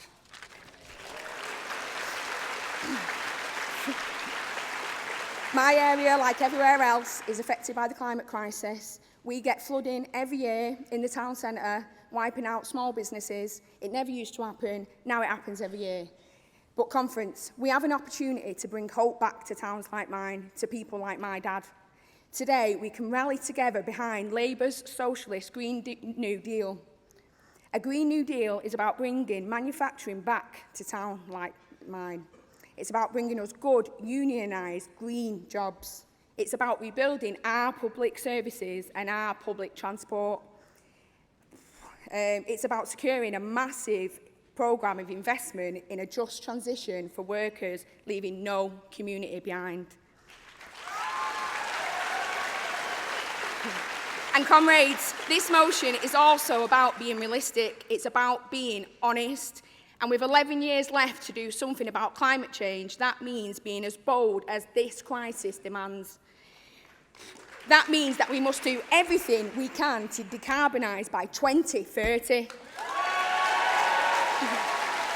Please wind up, please. John McDonnell said yesterday that we should not limit our ambition. Without a target, there is no ambition, there's no recognition of what's necessary. We owe it to the people in Rochdale whose shops are now getting flooded every year. We owe it to the Pacific Islands whose homes are being submerged by the sea. And we owe it to people across the world whose futures depend on our decision today. This will take all of us, every school striker, every worker, every single part of our labour movement. Together we can rise to this moment, take on the climate emergency and win a just world. Vote Composite 17, Labour's Socialist New Green Deal.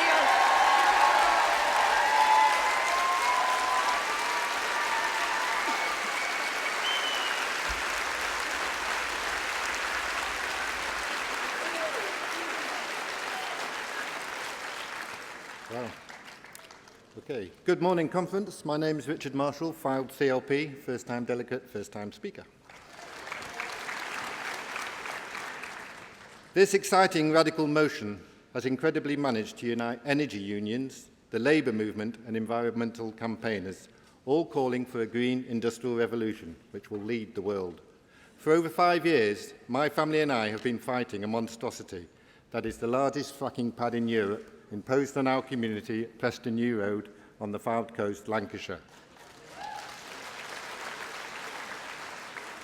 A monstrosity imposed by a Tory government intent on putting profit before health, and a Tory government intent on not listening to the will of the many and ignoring local democracy. The horrors of fracking are well documented, and they are already becoming a reality for my community. Cold venting of methane, convoys of HGVs on rural roads, toxic chemicals pumped into the ground, increases in radon, particulate matter in the air that we breathe, seismic activity damaging homes, and probably worst of all, untold worry and stress to people living near to the site, many of them elderly, fearful as to what will happen if the fracking site goes into full production with no published evacuation plan in place. Our frustrations at Preston New Road are compounded by an environment agency that is underfunded, undermanned and seemingly underwhelmed by our plight. We have not seen the gold standard regulations that we were promised. Labour will ban fracking, and I cannot express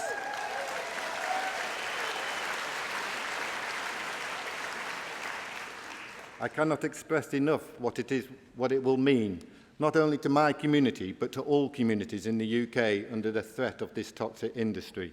We thank you, and future generations will thank you.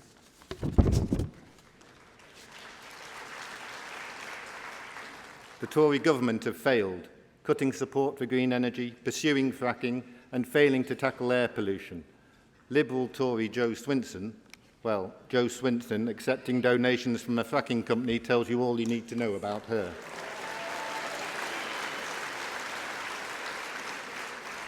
Conference, my community's woes are a microcosm of what this planet is experiencing.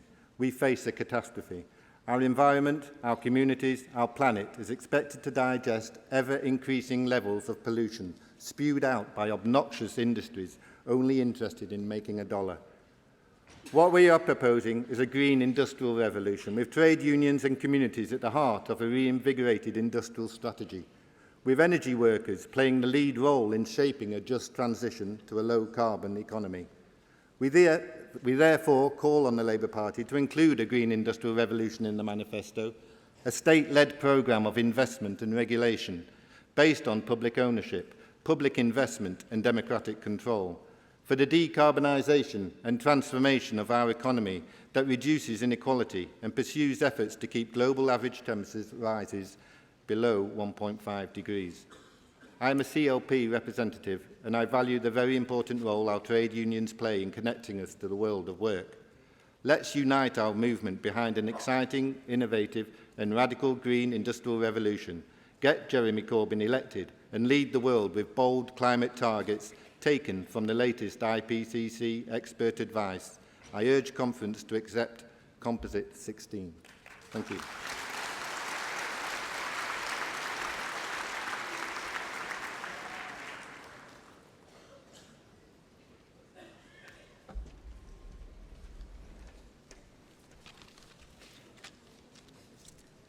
Hi, I'm Helen Wallace-Dowling, first-time delegate, first-time speaker, seconding Composite 16 on behalf of New Forest West CLP.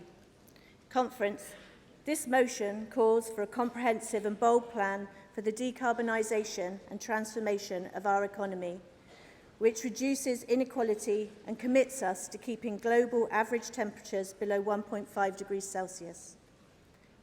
Such a strategy will be achieved through a democratic, publicly owned and funded, state-regulated programme which is economic, social and environmental justice at its core. Conference, to ensure its success, young people and workers and their communities must work together to shape a just transition to a low-carbon economy. This will help to eliminate fear and resistance that can occur when people feel threatened by changes that impact their jobs and their lives, however necessary those changes are. We know that there are people in the Global South who are already experiencing the devastating consequences of climate breakdown. We know that there are species under threat of extinction. This motion commits the UK into leading the world in climate justice by setting bold and ambitious targets in line with the UN Intergovernmental Panel on Climate Change expert advice. This means working towards net zero carbon emissions within the fastest possible timescales that can actually be achieved. In order to unleash a green industrial revolution and to avoid total climate catastrophe, we need Labour in power, and we need a strategy to reassure workers and communities that there is nothing to fear from transition to a low-carbon economy. To that end, I second Composite 16. Thank you. Conference, before I take the emergency motion, I'm going to take the first round of speakers on these motions. Before you put your hands up, because I know there's going to be a lot of speakers, I'm going to ask for the delegates at the back first to put their hands up to indicate to speak, and then I will come round the front if that's okay. So, I see a delegate in a dark green T-shirt and a beard. I see a delegate in a green shirt, T-shirt, just there, in the middle, at the back. Your friends are pointing to you, yes. Yep. See delegate there with the dark shirt on.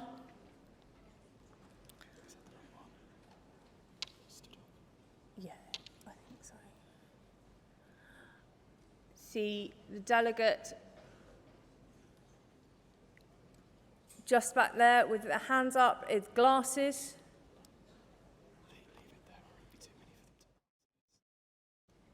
I will come back round and we'll have the next round of speakers, but thank you for your patience.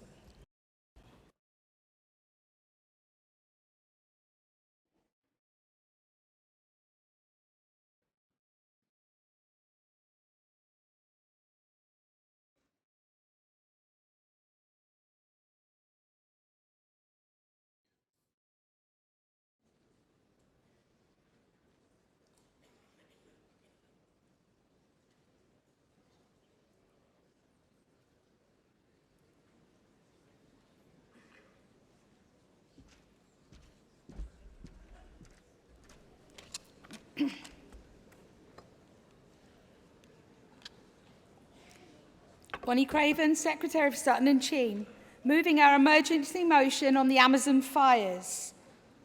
The climate emergency becomes more real by the day. Even whilst we at conference debate and develop a radical plan to decarbonise our economy, our planet is being burned. The fires in Brazil are not limited to the Amazon. The Cerrado forest is another of the world's most diverse habitats, being destroyed to make room for soya cultivation and livestock. The fires in the Amazon are not wildfires. These are acts of arson to clear land for agribusiness, and they're being enabled by the Bolsonaro government.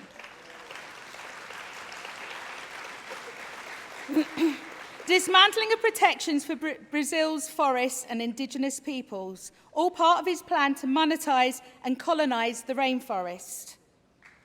Placing money over lives and welfare is what caused a catastrophic Grenfell disaster, and I'd like to thank our brave fire service people who disgracefully treated in the inquiry for what they do for us. The Amazon fires are also an act of persecution of the indigenous peoples of the Amazon.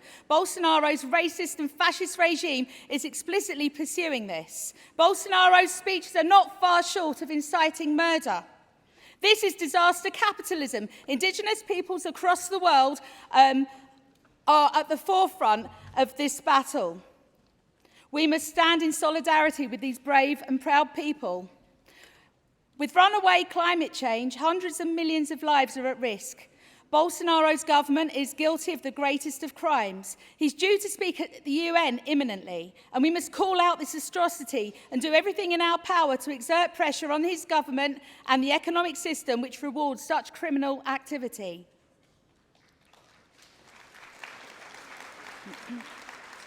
The Amazon fires were stoked by racism and capitalism.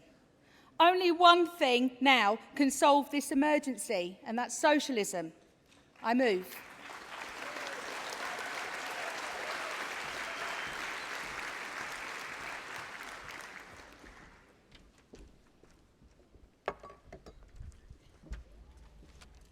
Chair, comrades, Ben Selby, Fire Brigade Union, seconding the emergency motion. In August, extensive fires broke out in the Amazon rainforest. Thousands of fires burnt in Brazil, which sent clouds of smoke across the region and emitting startling quantities of carbon into the atmosphere. The FBU is appalled by these recent developments and places it firmly at the door of Bolsonaro's regressive regime. Firefighters in their numbers had to respond to these sweeping fires, and we send our heartfelt solidarity to them. 60% of the Amazon rainforest is in Brazil. Its demolition could have severe consequences for global climate and rainfall. This alarming trend of deforestation is becoming entrenched and will irreversibly change the landscape of the world. The environment cannot afford any more setbacks if we are to tackle man-made climate change head-on. The reason why these fires are particularly sinister is because they are largely man-made. This has been tantamount to an act of arson.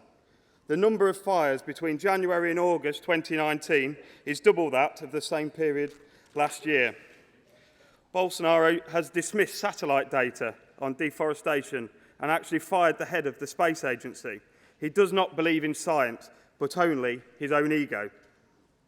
Bolsonaro claimed initially that his government only sent 40 men to fight extensive fires, showing his utter disdain for our profession, willingly putting them in danger and sitting idly by. He does not care for the workers, for the environment, but he cares for corporations. The FBU condemn his actions, but comrades, this should be of no surprise to us that this wannabe Trump has behaved in this callous way. Bolsonaro's regressive regime has from the very start persecuted minorities. He is on record for being a racist, a misogynist and a homophobe. Moreover, he openly calls for the purge of all political rivals using language such as cleansing the likes of what has never been seen in Brazilian history. We stand against Bolsonaro and in solidarity with the Brazilian people. Could you please wrap up? Yeah. We call on all comrades to support the Brazilian workers, to save the Amazon rainforest and stop Bolsonaro's regressive regime from wreaking further destruction. I second.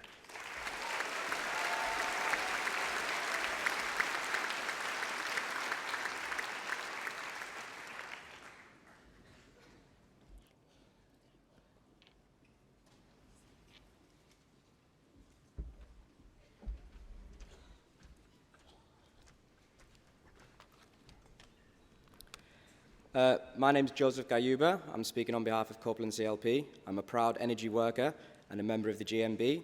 First-time delegate, first-time speaker, as you can tell from the nerves. I am one of hundreds of thousands of people who together keep the lights on and keep our economy moving. I've worked at Sellafield since 2013. We know nuclear plays a vital role as a zero carbon form of energy within a balanced energy mix.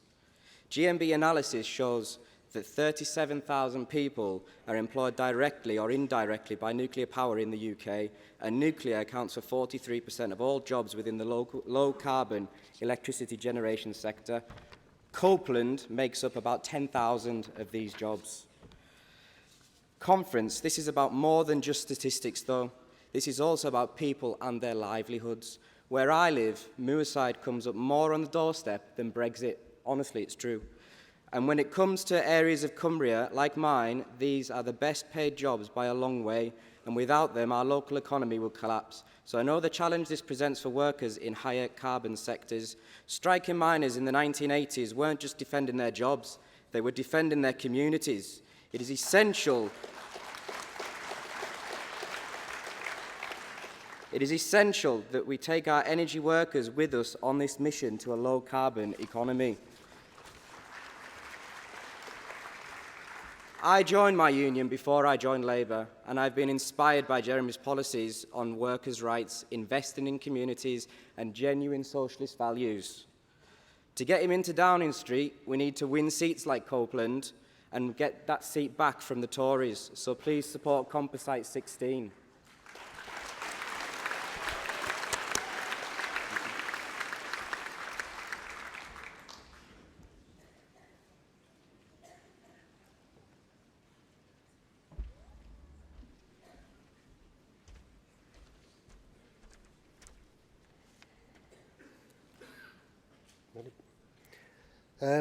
Richard Murgatroyd, Combe Valley CLP. In January, Kirklees passed a motion to declare a climate emergency. We were actually one of the first in the country, and I'm proud that it was Labour that wrote it and proposed it. And every party on the council, actually, except one, supported it. So 10p to everyone who guesses which party didn't support it. And we set up a climate emergency working party, and our remit was to set targets, draw up an action plan and educate and mobilise the community. And it's been an education. We've met some amazing people and identified some brilliant policies, but we've also experienced some problems, and this is what I wanted to mention. Because austerity has hollowed out local government. We've had 60% cuts in Kirklees' income since 2010. And what this has done is it's drastically reduced staffing and capacity. So this is something the Green New Deal has to address about upskilling. So, for example, in Kirklees in 2010, we had 25 staff in our environment unit. We now have 1. In 2010, we had 8 staff that they're dedicated to promoting energy efficiency. We now have 2.5. So, and yet 40% of carbon emissions come from the built environment. Conference, we're Reds, but we can learn from green thinking, and I think we've got to work with each other. Most solutions to this crisis have to be local. We've got to think global, we've got to act local.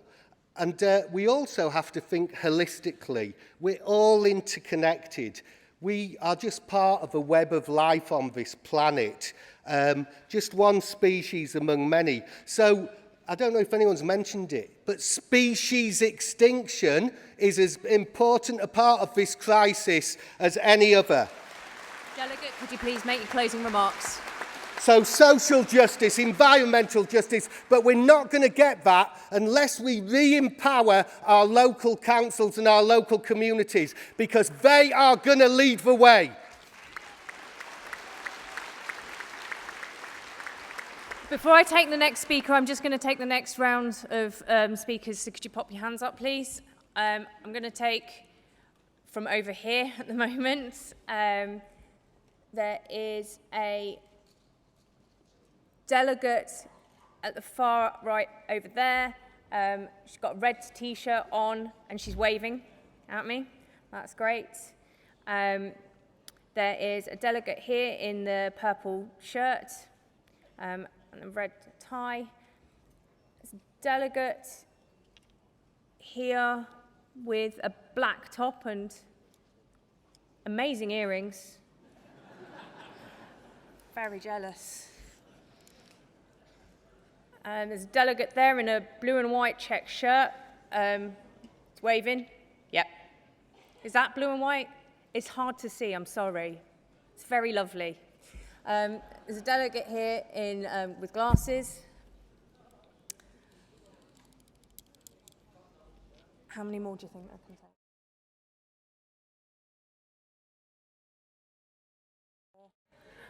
And there is a delegate with a red scarf and a blue and white top. That'll be all for now. If you keep the speeches short, we'll get more speakers in.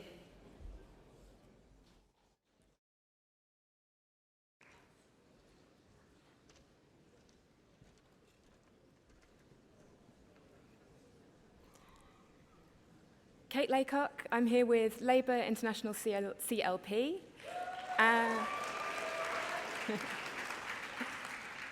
And I'm here to speak in support of Composite 17, Labour's socialist Green New Deal.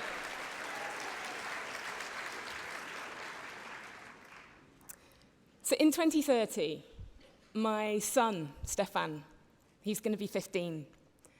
And my daughter, Zoe, she'll be 13. I can't tell you what the world is going to look like then. But the signs aren't good. El Paso, Christchurch, those shooters identified as eco-fascists. It's here, it's beginning. As scarcity hits, as floods, famine, drought, and fire force millions of desperate people to leave their homes. The wealthy countries, the ones who contributed most to global warming, are putting up walls. But that's not our way, because we are socialists, and we have an alternative, and our alternative is called solidarity.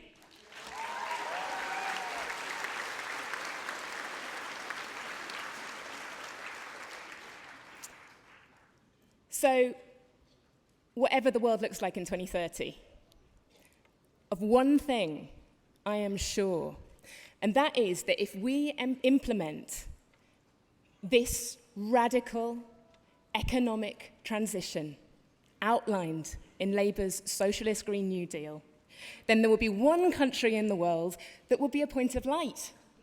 Wrap up. Right, okay.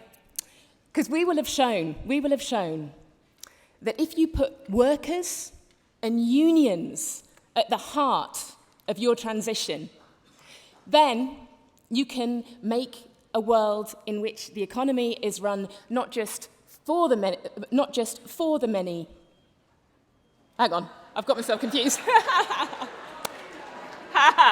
Not just for the many, not just for the many, not the few, but by the many, not the few. Yay. That's the point. And this, guys, this is a world, right, in which we wake up. Sorry. I'm really going to have to ask you to stop now. Okay. Thank you. In conclusion, no? It was good to stop right. now. Thanks.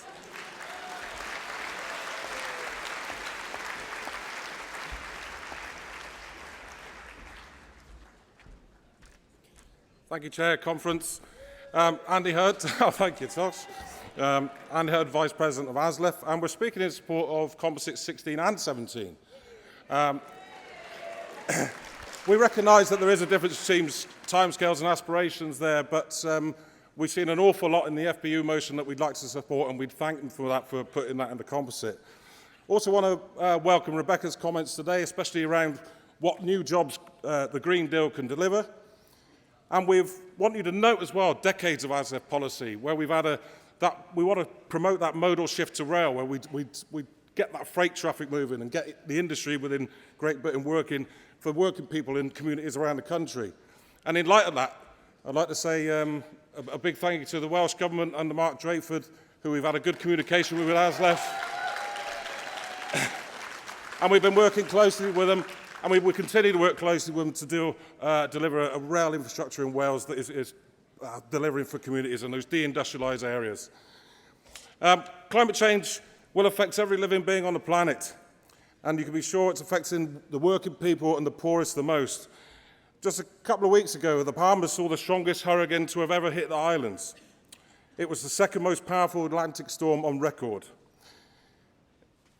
This summer, globally, we've seen weather patterns which demonstrate our climate is changing, record temperatures and record rainfall. Earlier this year, a report from New England Journal of Medicine explained that due to climate change-related food shortages alone, the world could see a net increase of 529,000 adult deaths by 2050. 100 million people could be forced into extreme poverty by 2030, and this is unacceptable. Transport is the largest polluter in terms of CO2 emissions. The largest figures show that 33% of carbon dioxide emissions are from the transport sector. Rail only accounts for 2% of this. There have been huge developments in electric vehicle technology. This will play a significant role in tackling climate change. But all transport has a carbon footprint. And if we are serious about dealing with this issue, we need to create a fully integrated and accessible transport network powered by renewable energy. This means better, greener and cleaner public transport.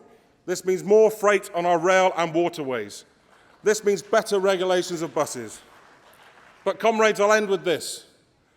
There are difficulties for many trade unionists in dealing with this issue. Some of our members have jobs that are reliant on fossil fuels. But these workers are not the enemy, and their trade unions have a duty to protect them. We must work with our fellow trade unions. And the term a just transmission should be that. It should be more than words.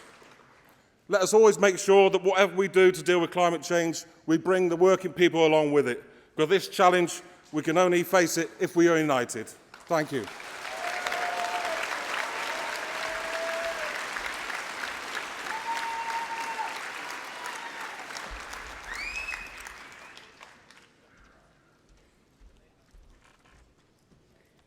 Good afternoon, Conference. Sarah Jane McDonough, TSSA, speaking in support of Composite 17.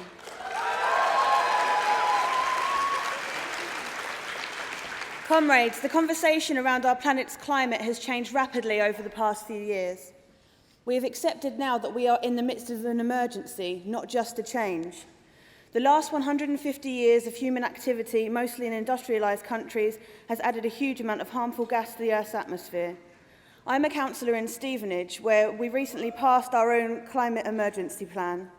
Councillor John Gardner presented a radical and necessary motion calling on government, industry and regulators to implement the necessary changes to funding, transform national infrastructure, policy, new technologies and legislation. Conference, the Tories on our council refused to vote for the plan unless we took the word ban fracking out of the motion. Fortunately, comrades, Stevenage has been a strong Labour council since 1973 and the Tories didn't stand a chance. To end and reverse the damage, we must end capitalism, and we can only do that with a Labour government led by Jeremy Corbyn. TSSA believes that a major part of this new deal would be the renationalisation of the railways to stop the private sector gravy train, to decrease fares for passengers and give us the chance to create a green integrated transport system, including green buses. We support a high-speed rail service all the way to Scotland to increase capacity and get lorries off of the road and onto rail. And we condemn the cancellation of electrification beyond Cardiff and to the West Country.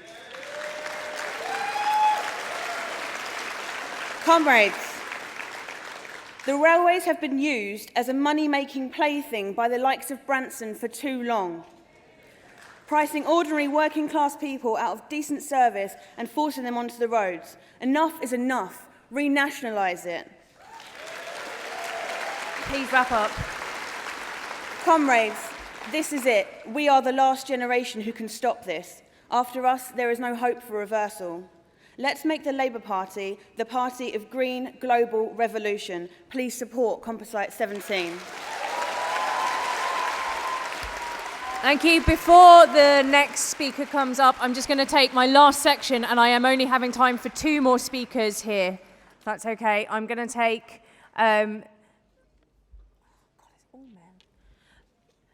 the man in the yellow T-shirt there and the man over there waving at me.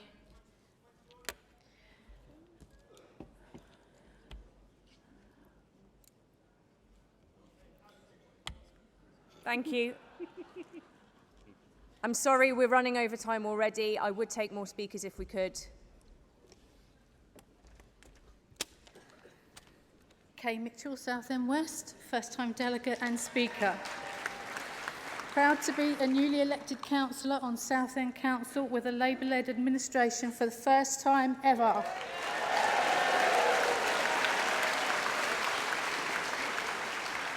Comrades, our seaside town in Southend, as in Brighton, is on the front line of global warming, joining coastal communities around the world, many of whom are already being devastated by flooding, loss of homes and livelihoods, but most critically, loss of life. This environmental crisis has not crept up on us. We have had a consistent, overwhelming body of evidence growing since 1990 that has shown CO2 emissions have risen 60% since then. It's precisely because not enough has been done in this time that we must now set a target date for net zero carbon emissions by 2030 and bring about a fast-paced green industrial revolution. We can achieve this with Jeremy in number 10. Conference, I urge you to support Composite 17 and return hope to our young people and future generations by maintaining a sustainable environment for all living things. Maybe then my son and his son and all of our people will actually still be on the planet to debate whether we got the date right. Thank you.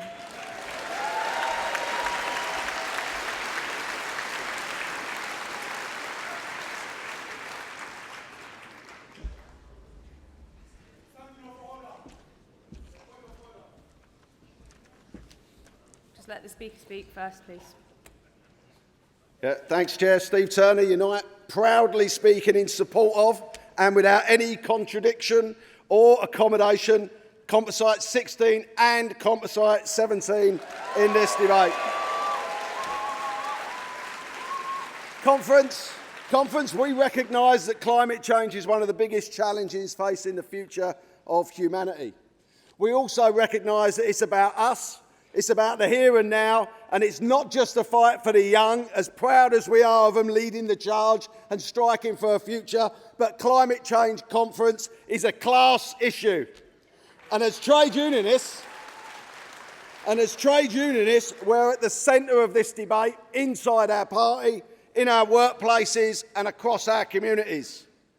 And conference, I want to start by putting on record our thanks to Becky and to John and the entire Shadow Cabinet team, because they've been working on a detailed plan, not based on dates, but a day one strategy to support and implement a green industrial revolution.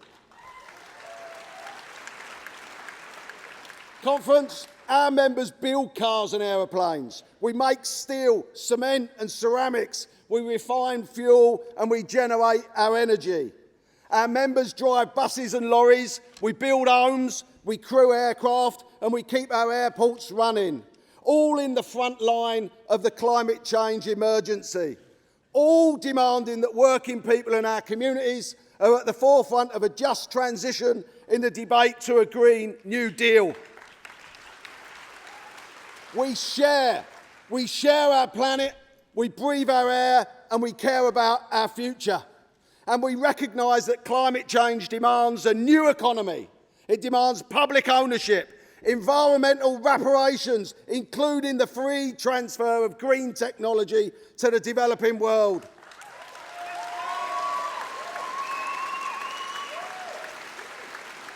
It demands government intervention and an integrated industrial strategy if we're going to underpin the social and industrial transformation necessary to secure a sustainable future for a planet. So, conference, I'll leave you with this, because above all, it demands an interventionist, socialist, Corbyn-led Labour government, and comrades, it's our role and our duty to ensure that that happens. So support both composites.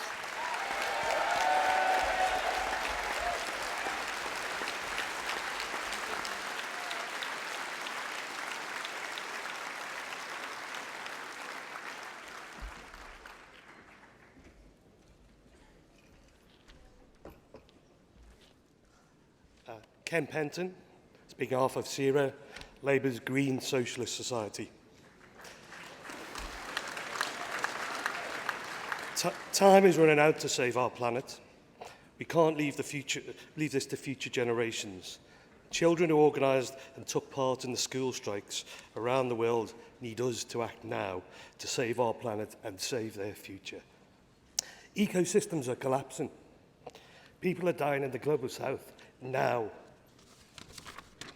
We must listen to the scientists. We must do whatever it takes to stay within the 1.5 degrees C level that we can have to sustain life on the planet. And we in Britain must lead the world on this. And we need a Labour government so we can start a green industrial revolution that does lead the world.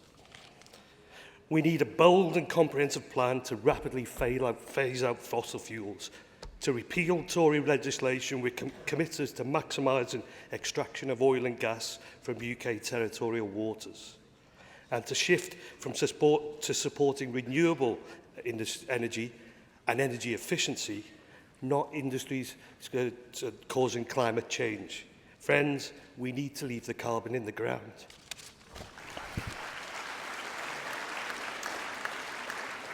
But we can't do this unless we get a Labour government. And we need our Labour government to introduce a climate emergency budget which implements carbon budgets in all government departments so that we can deliver a zero carbon UK. But to do this, we can't have a plan drawn up by the privileged elite that doesn't meet the demands of those school strikers, nor one that ignores the voice of working people and the unions that represent them. It's not a just transition if energy workers and their unions aren't involved. Composite 16 is supported by trade unions, CLPs and Labour councillors from across the country. Let's unite behind it so we can elect a Labour government that leads the world in fighting the climate emergency.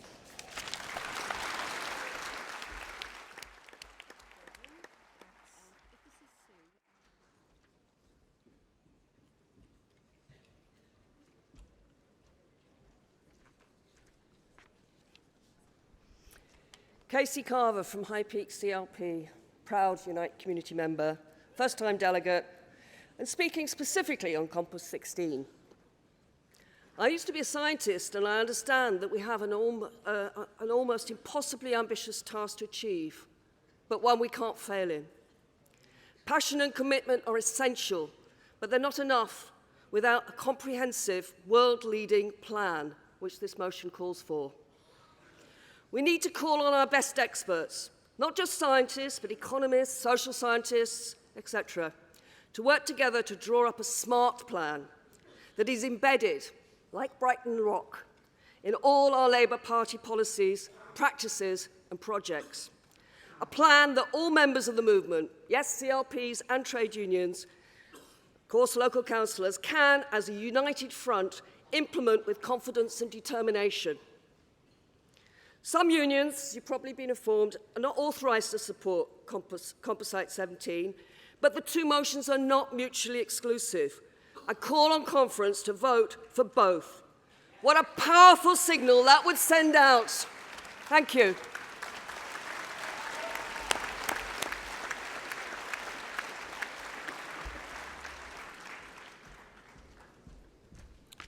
Khadis Mohammed, Hodgil CLP. I want to recognise the climate defenders, those in the Global South working every day, risking their lives to defend Mother Earth. Our ecosystems, the commons, defending the Amazon rainforest from destruction and fighting to keep fossil fuels in the ground. The Green New Deal must recognise Britain's colonial legacy and responsibility for the climate crisis. It must include zero carbon by 2030. As one of the largest cumulative contributors to the carbon emissions, the UK has an obligation to support those most affected by this, and especially those forced to migrate because of the impacts of the crisis. Climate justice is migrant justice. A Green New Deal must therefore support both the right to move and the right to stay. This should include reform to existing immigration laws, the abolition of the hostile environment, and supporting and financing mitigation measures to support developing nations. Our Green New Deal harkens back to the greatest traditions of internationalism and solidarity within the Labour movement. The cause of Labour is the hope of the world. Conference, I ask you to support Composite 17 in recognition of our historic role and responsibility, and in recognition of the debt that we owe to the world. Support zero carbon by 2030.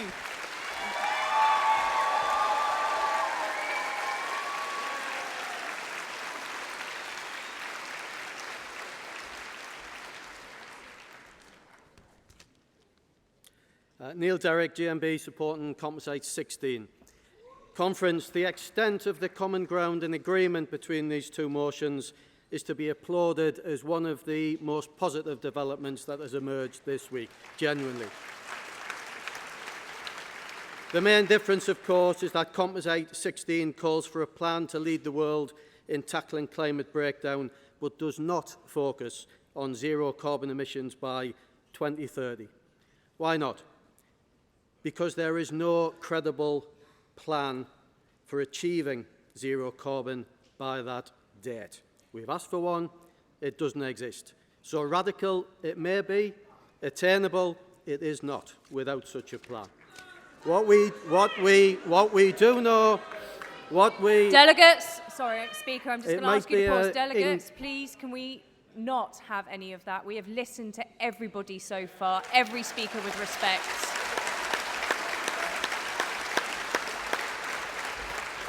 Sorry, Delegate, can you continue? Thank you, Chairman. What we do know from the experts about what would be required to hit that target 11 years from now is that the implications would be swingeing and affect everyone.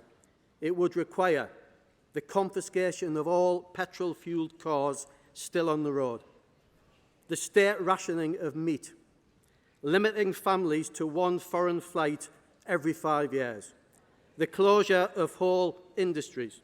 Hardly vote winners, any of them, and we need to take people with us.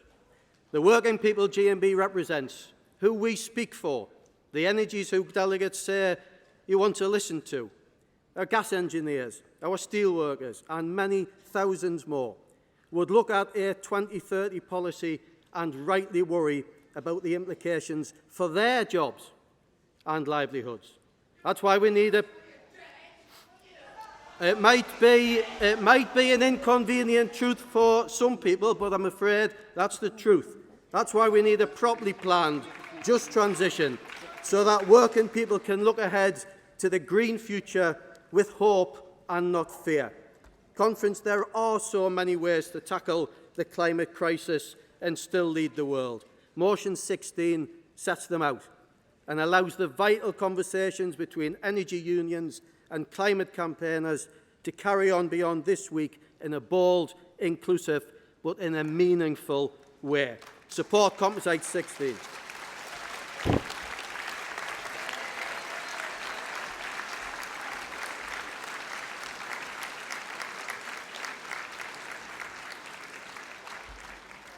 Thank you, Conference. No matter what...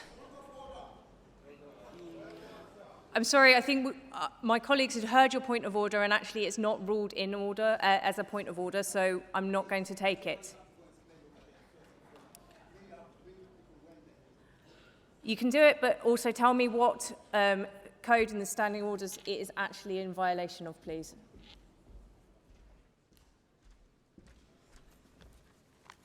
Watara Hoffman Gobel, first-time delegate, CLP Sheffield, a 2020 councillor candidate. Labour is an inclusive party, as we have seen with different chairs. I haven't seen a black man speaking today. I lift my hand, I wasn't there. We exist. It's the only thing I want to say. We do exist.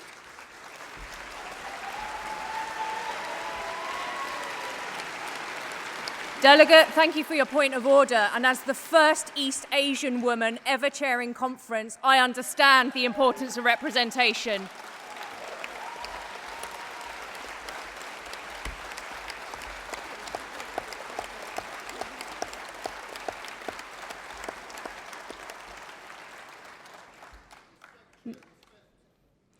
Thank you. Your point's been noted, and we will do our best to make sure that we get the best spread of diversity that is represented throughout our party.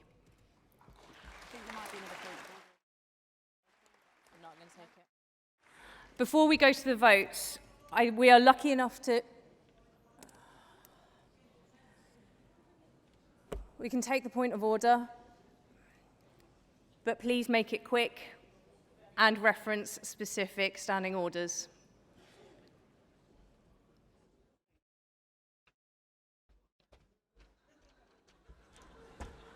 Rest assured, this is a genuine point of order.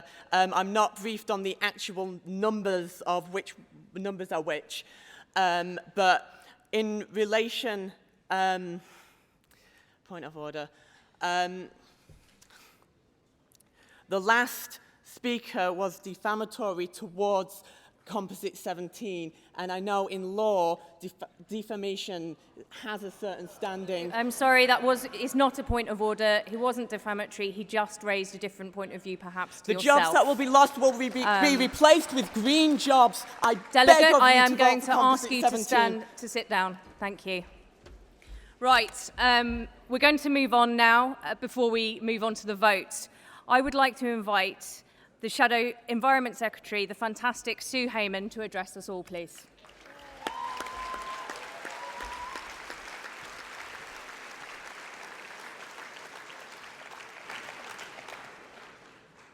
Good afternoon, Conference. Last week, we witnessed an extraordinary global event. Millions of young people took to the streets across the world to demand more action in the fight against climate change. I'm sure many of you, like me, joined them to show your support. Millions of young people, inspired to make a difference by a Swedish teenager. So let us applaud Greta Thunberg.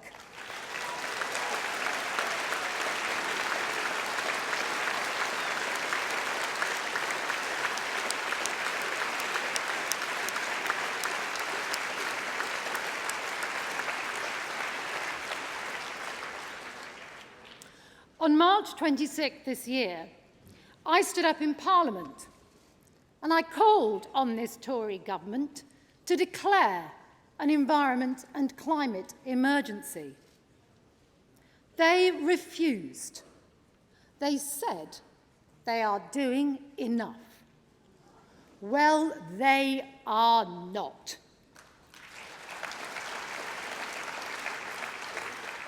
So on May Day, Jeremy Corbyn and I went back to Parliament and we declared a climate and environment emergency anyway. It is Labour that is leading the way. Last year, we published Labour's plans for a green transformation. We set out how we would decarbonise our economy. And now we have built on those plans. Earlier today, you heard it. Our plans for a green industrial revolution. So thank you, Rebecca Long-Bailey.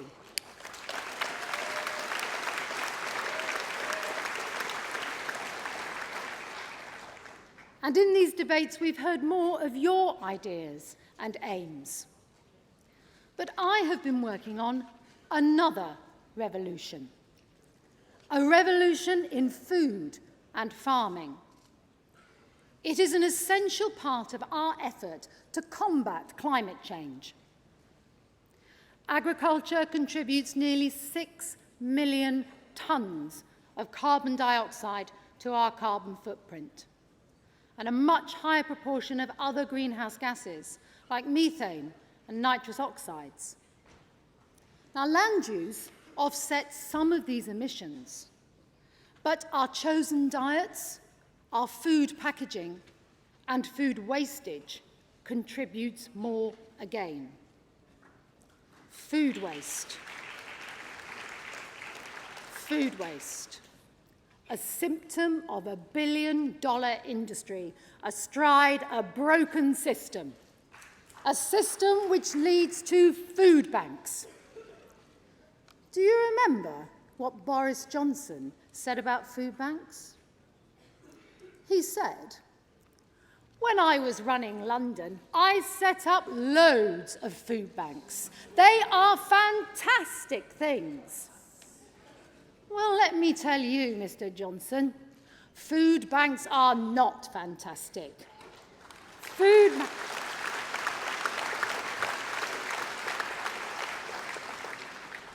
banks are the result of Tory austerity. They are the product of poverty, of food insecurity. They are the failure of Tory changes to the benefit system.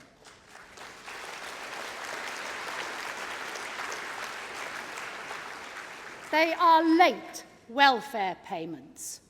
They are privatised work assessments.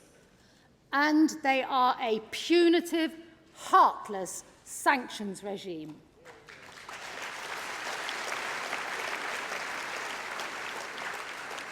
How else is it, in 21st century Britain, in one of the richest countries in the world, more than 1 million emergency food supplies are handed out each year? How, in Britain, can there be children scavenging in school bins for apple cores because there is no food at home?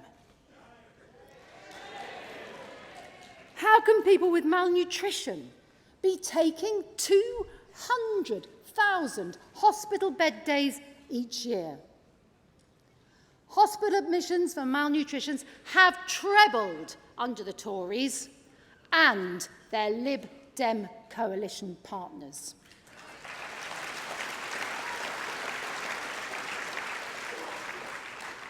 It's you, Prime Minister.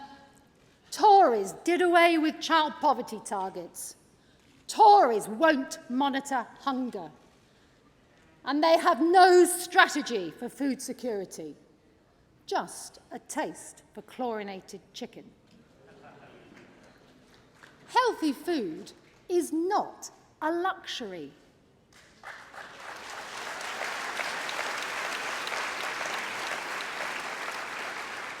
It is a basic human right.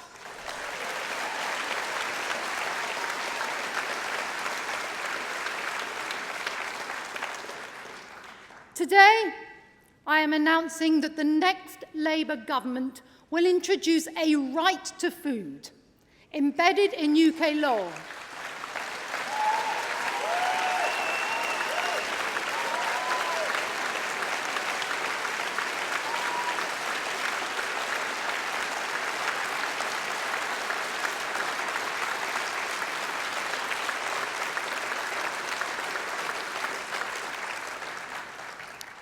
Underpinned by an overarching national food strategy. We will introduce a Fair Food Act. We will ensure that everyone has right to nutritious and sustainable food.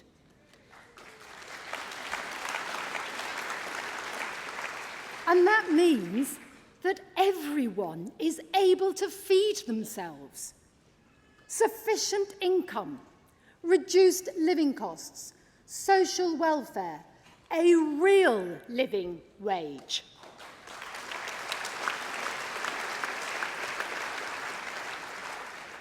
No more bedroom tax.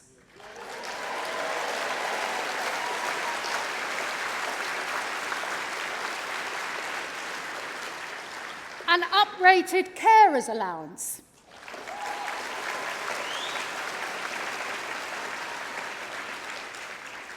And an end to punitive benefit sanctions.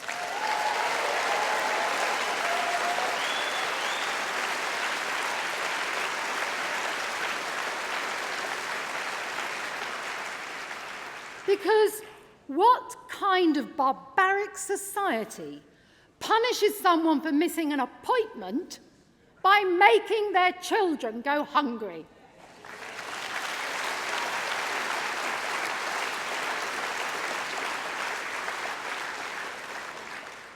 Our measures mean that Labour will halve food bank usage within our first year in government.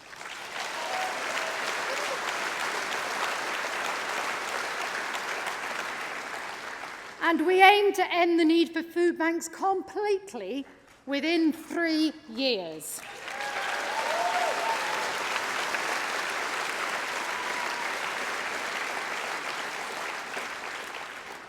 Labour will set up a National Food Commission to uphold the right to food, and we will set up a £6 million People's Access to Food Fund in the 50 most insecure food areas in the country.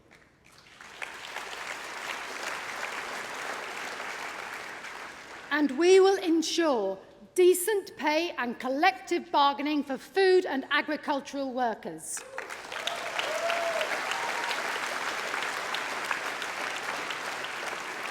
And we will ensure and protect access to trade union representation for all food and agricultural workers.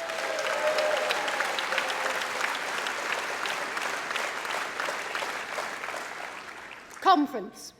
We will back British farmers and food producers to produce sustainable, quality foods.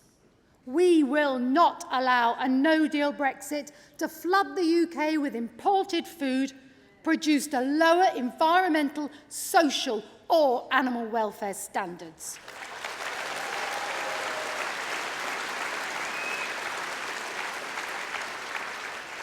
Labour will not agree free trade deals or EU arrangements that threaten our existing food standards.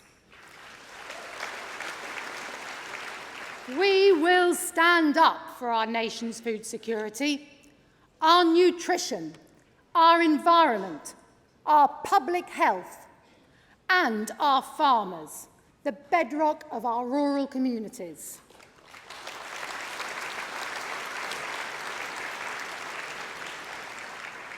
Labour's food and farming strategy will address packaging and waste. Hundreds of thousands of people use food banks, but we throw away 10 million tonnes of food a year. 10 million tonnes of perfectly good food. And that's a quarter of all food purchased in a year at a cost of over £20 billion. And it's equivalent to more than 20 million tonnes of greenhouse gas emissions.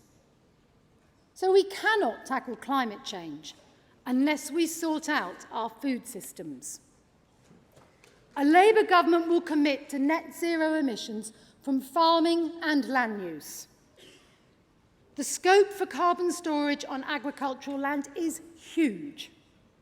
And I'm already working with the National Farmers Union and sustainability organisations to make that happen.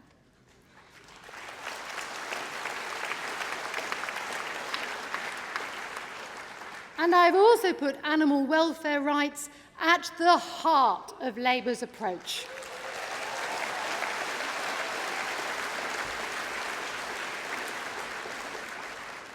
Recently, I published Labour's Animal Welfare Manifesto, a 50-point plan. The most comprehensive approach yet to promoting animal welfare standards and animal rights. It covers the way we treat farm animals as well as wild and domestic animals. It's on the Labour Party website, but you can also pick up a copy, I have one here, from the exhibition area on the Labour Animal Welfare stand.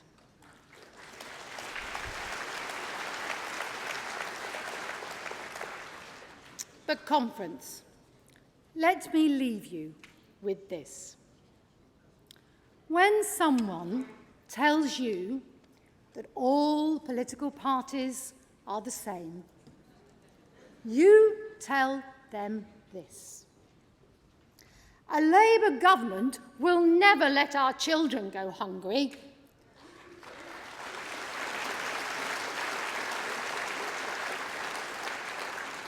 A Labour government will make sure no one has to use a food bank.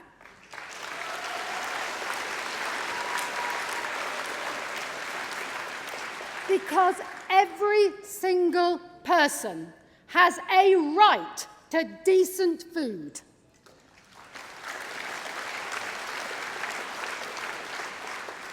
And after a decade of Tories, we will give people that right as we start rebuilding Britain. Thank you, conference.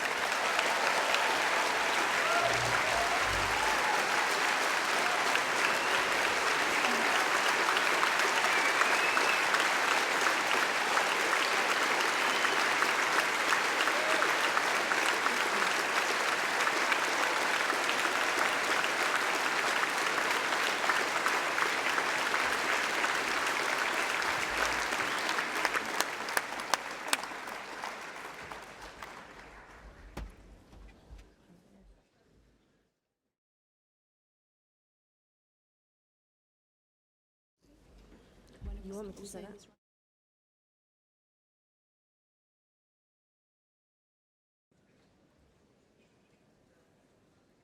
Right. Thank you very much, conference. We will now take the votes, beginning with the references back.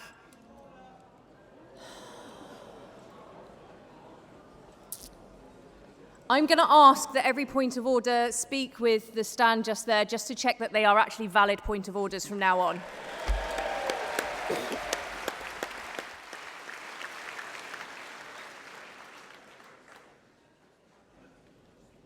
So we'll move to the votes, details of which you can find from page 22 of CAC 4. I'm just going to run through them quickly to make sure that we've all got them. Brighton Kempdown, page 79 in the MPF report. Hornsey and Wood Green, 79 in the MPF report. North Ruislip, which was the only reference back moved from the floor that has been ruled in order, and that's paragraph 4, page 71. Brighton Pavilion, page 57 to 79 of the MPF report. Brighton Pavilion again, page 70 of the MPF report.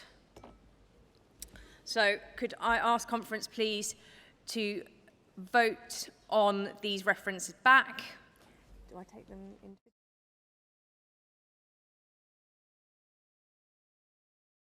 We will start with Brighton Kent Town, please. All those in favour of the reference back? And all those against?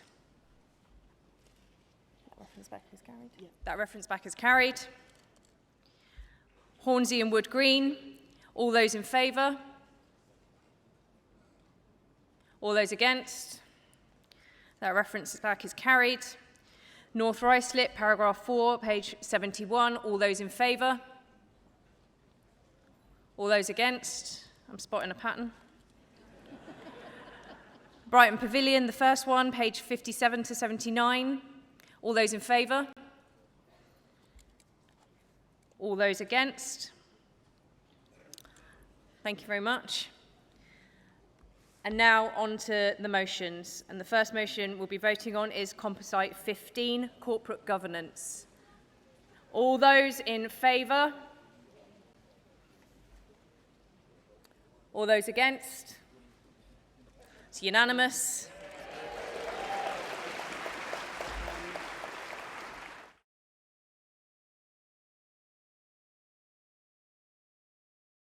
Just to clarify, in case anybody missed that one, Composite 15 has been carried. And also Brighton Pavilion's reference back on page 70 of the MPF report has also been carried. Moving on to Composite 18, High Streets. All those in favour, please raise your hand. All those against? Unanimously carried.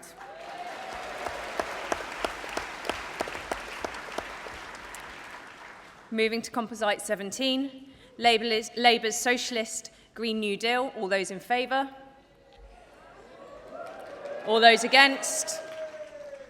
That's been carried.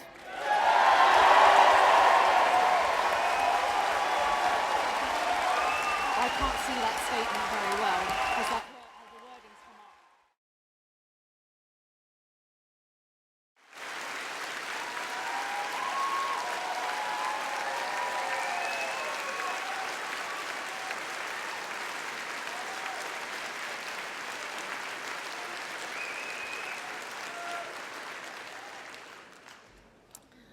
Thank you. Now moving on to Composite 16, a Green New Deal. All those in favour? All those against? That's been carried as well.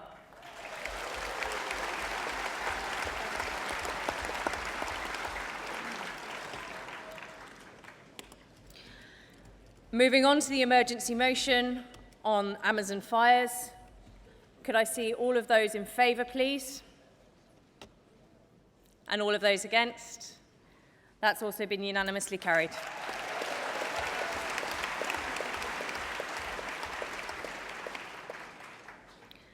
And finally, the Environment, Energy and Culture Policy Commission Annual Report. All those in favour? Excellent. And all those against? That's also been carried.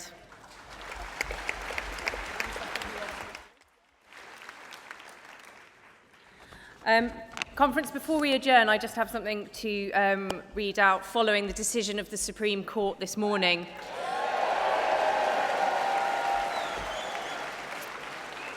There will now be a change to the published agenda, and the leader's speech will take place today at 4 p.m.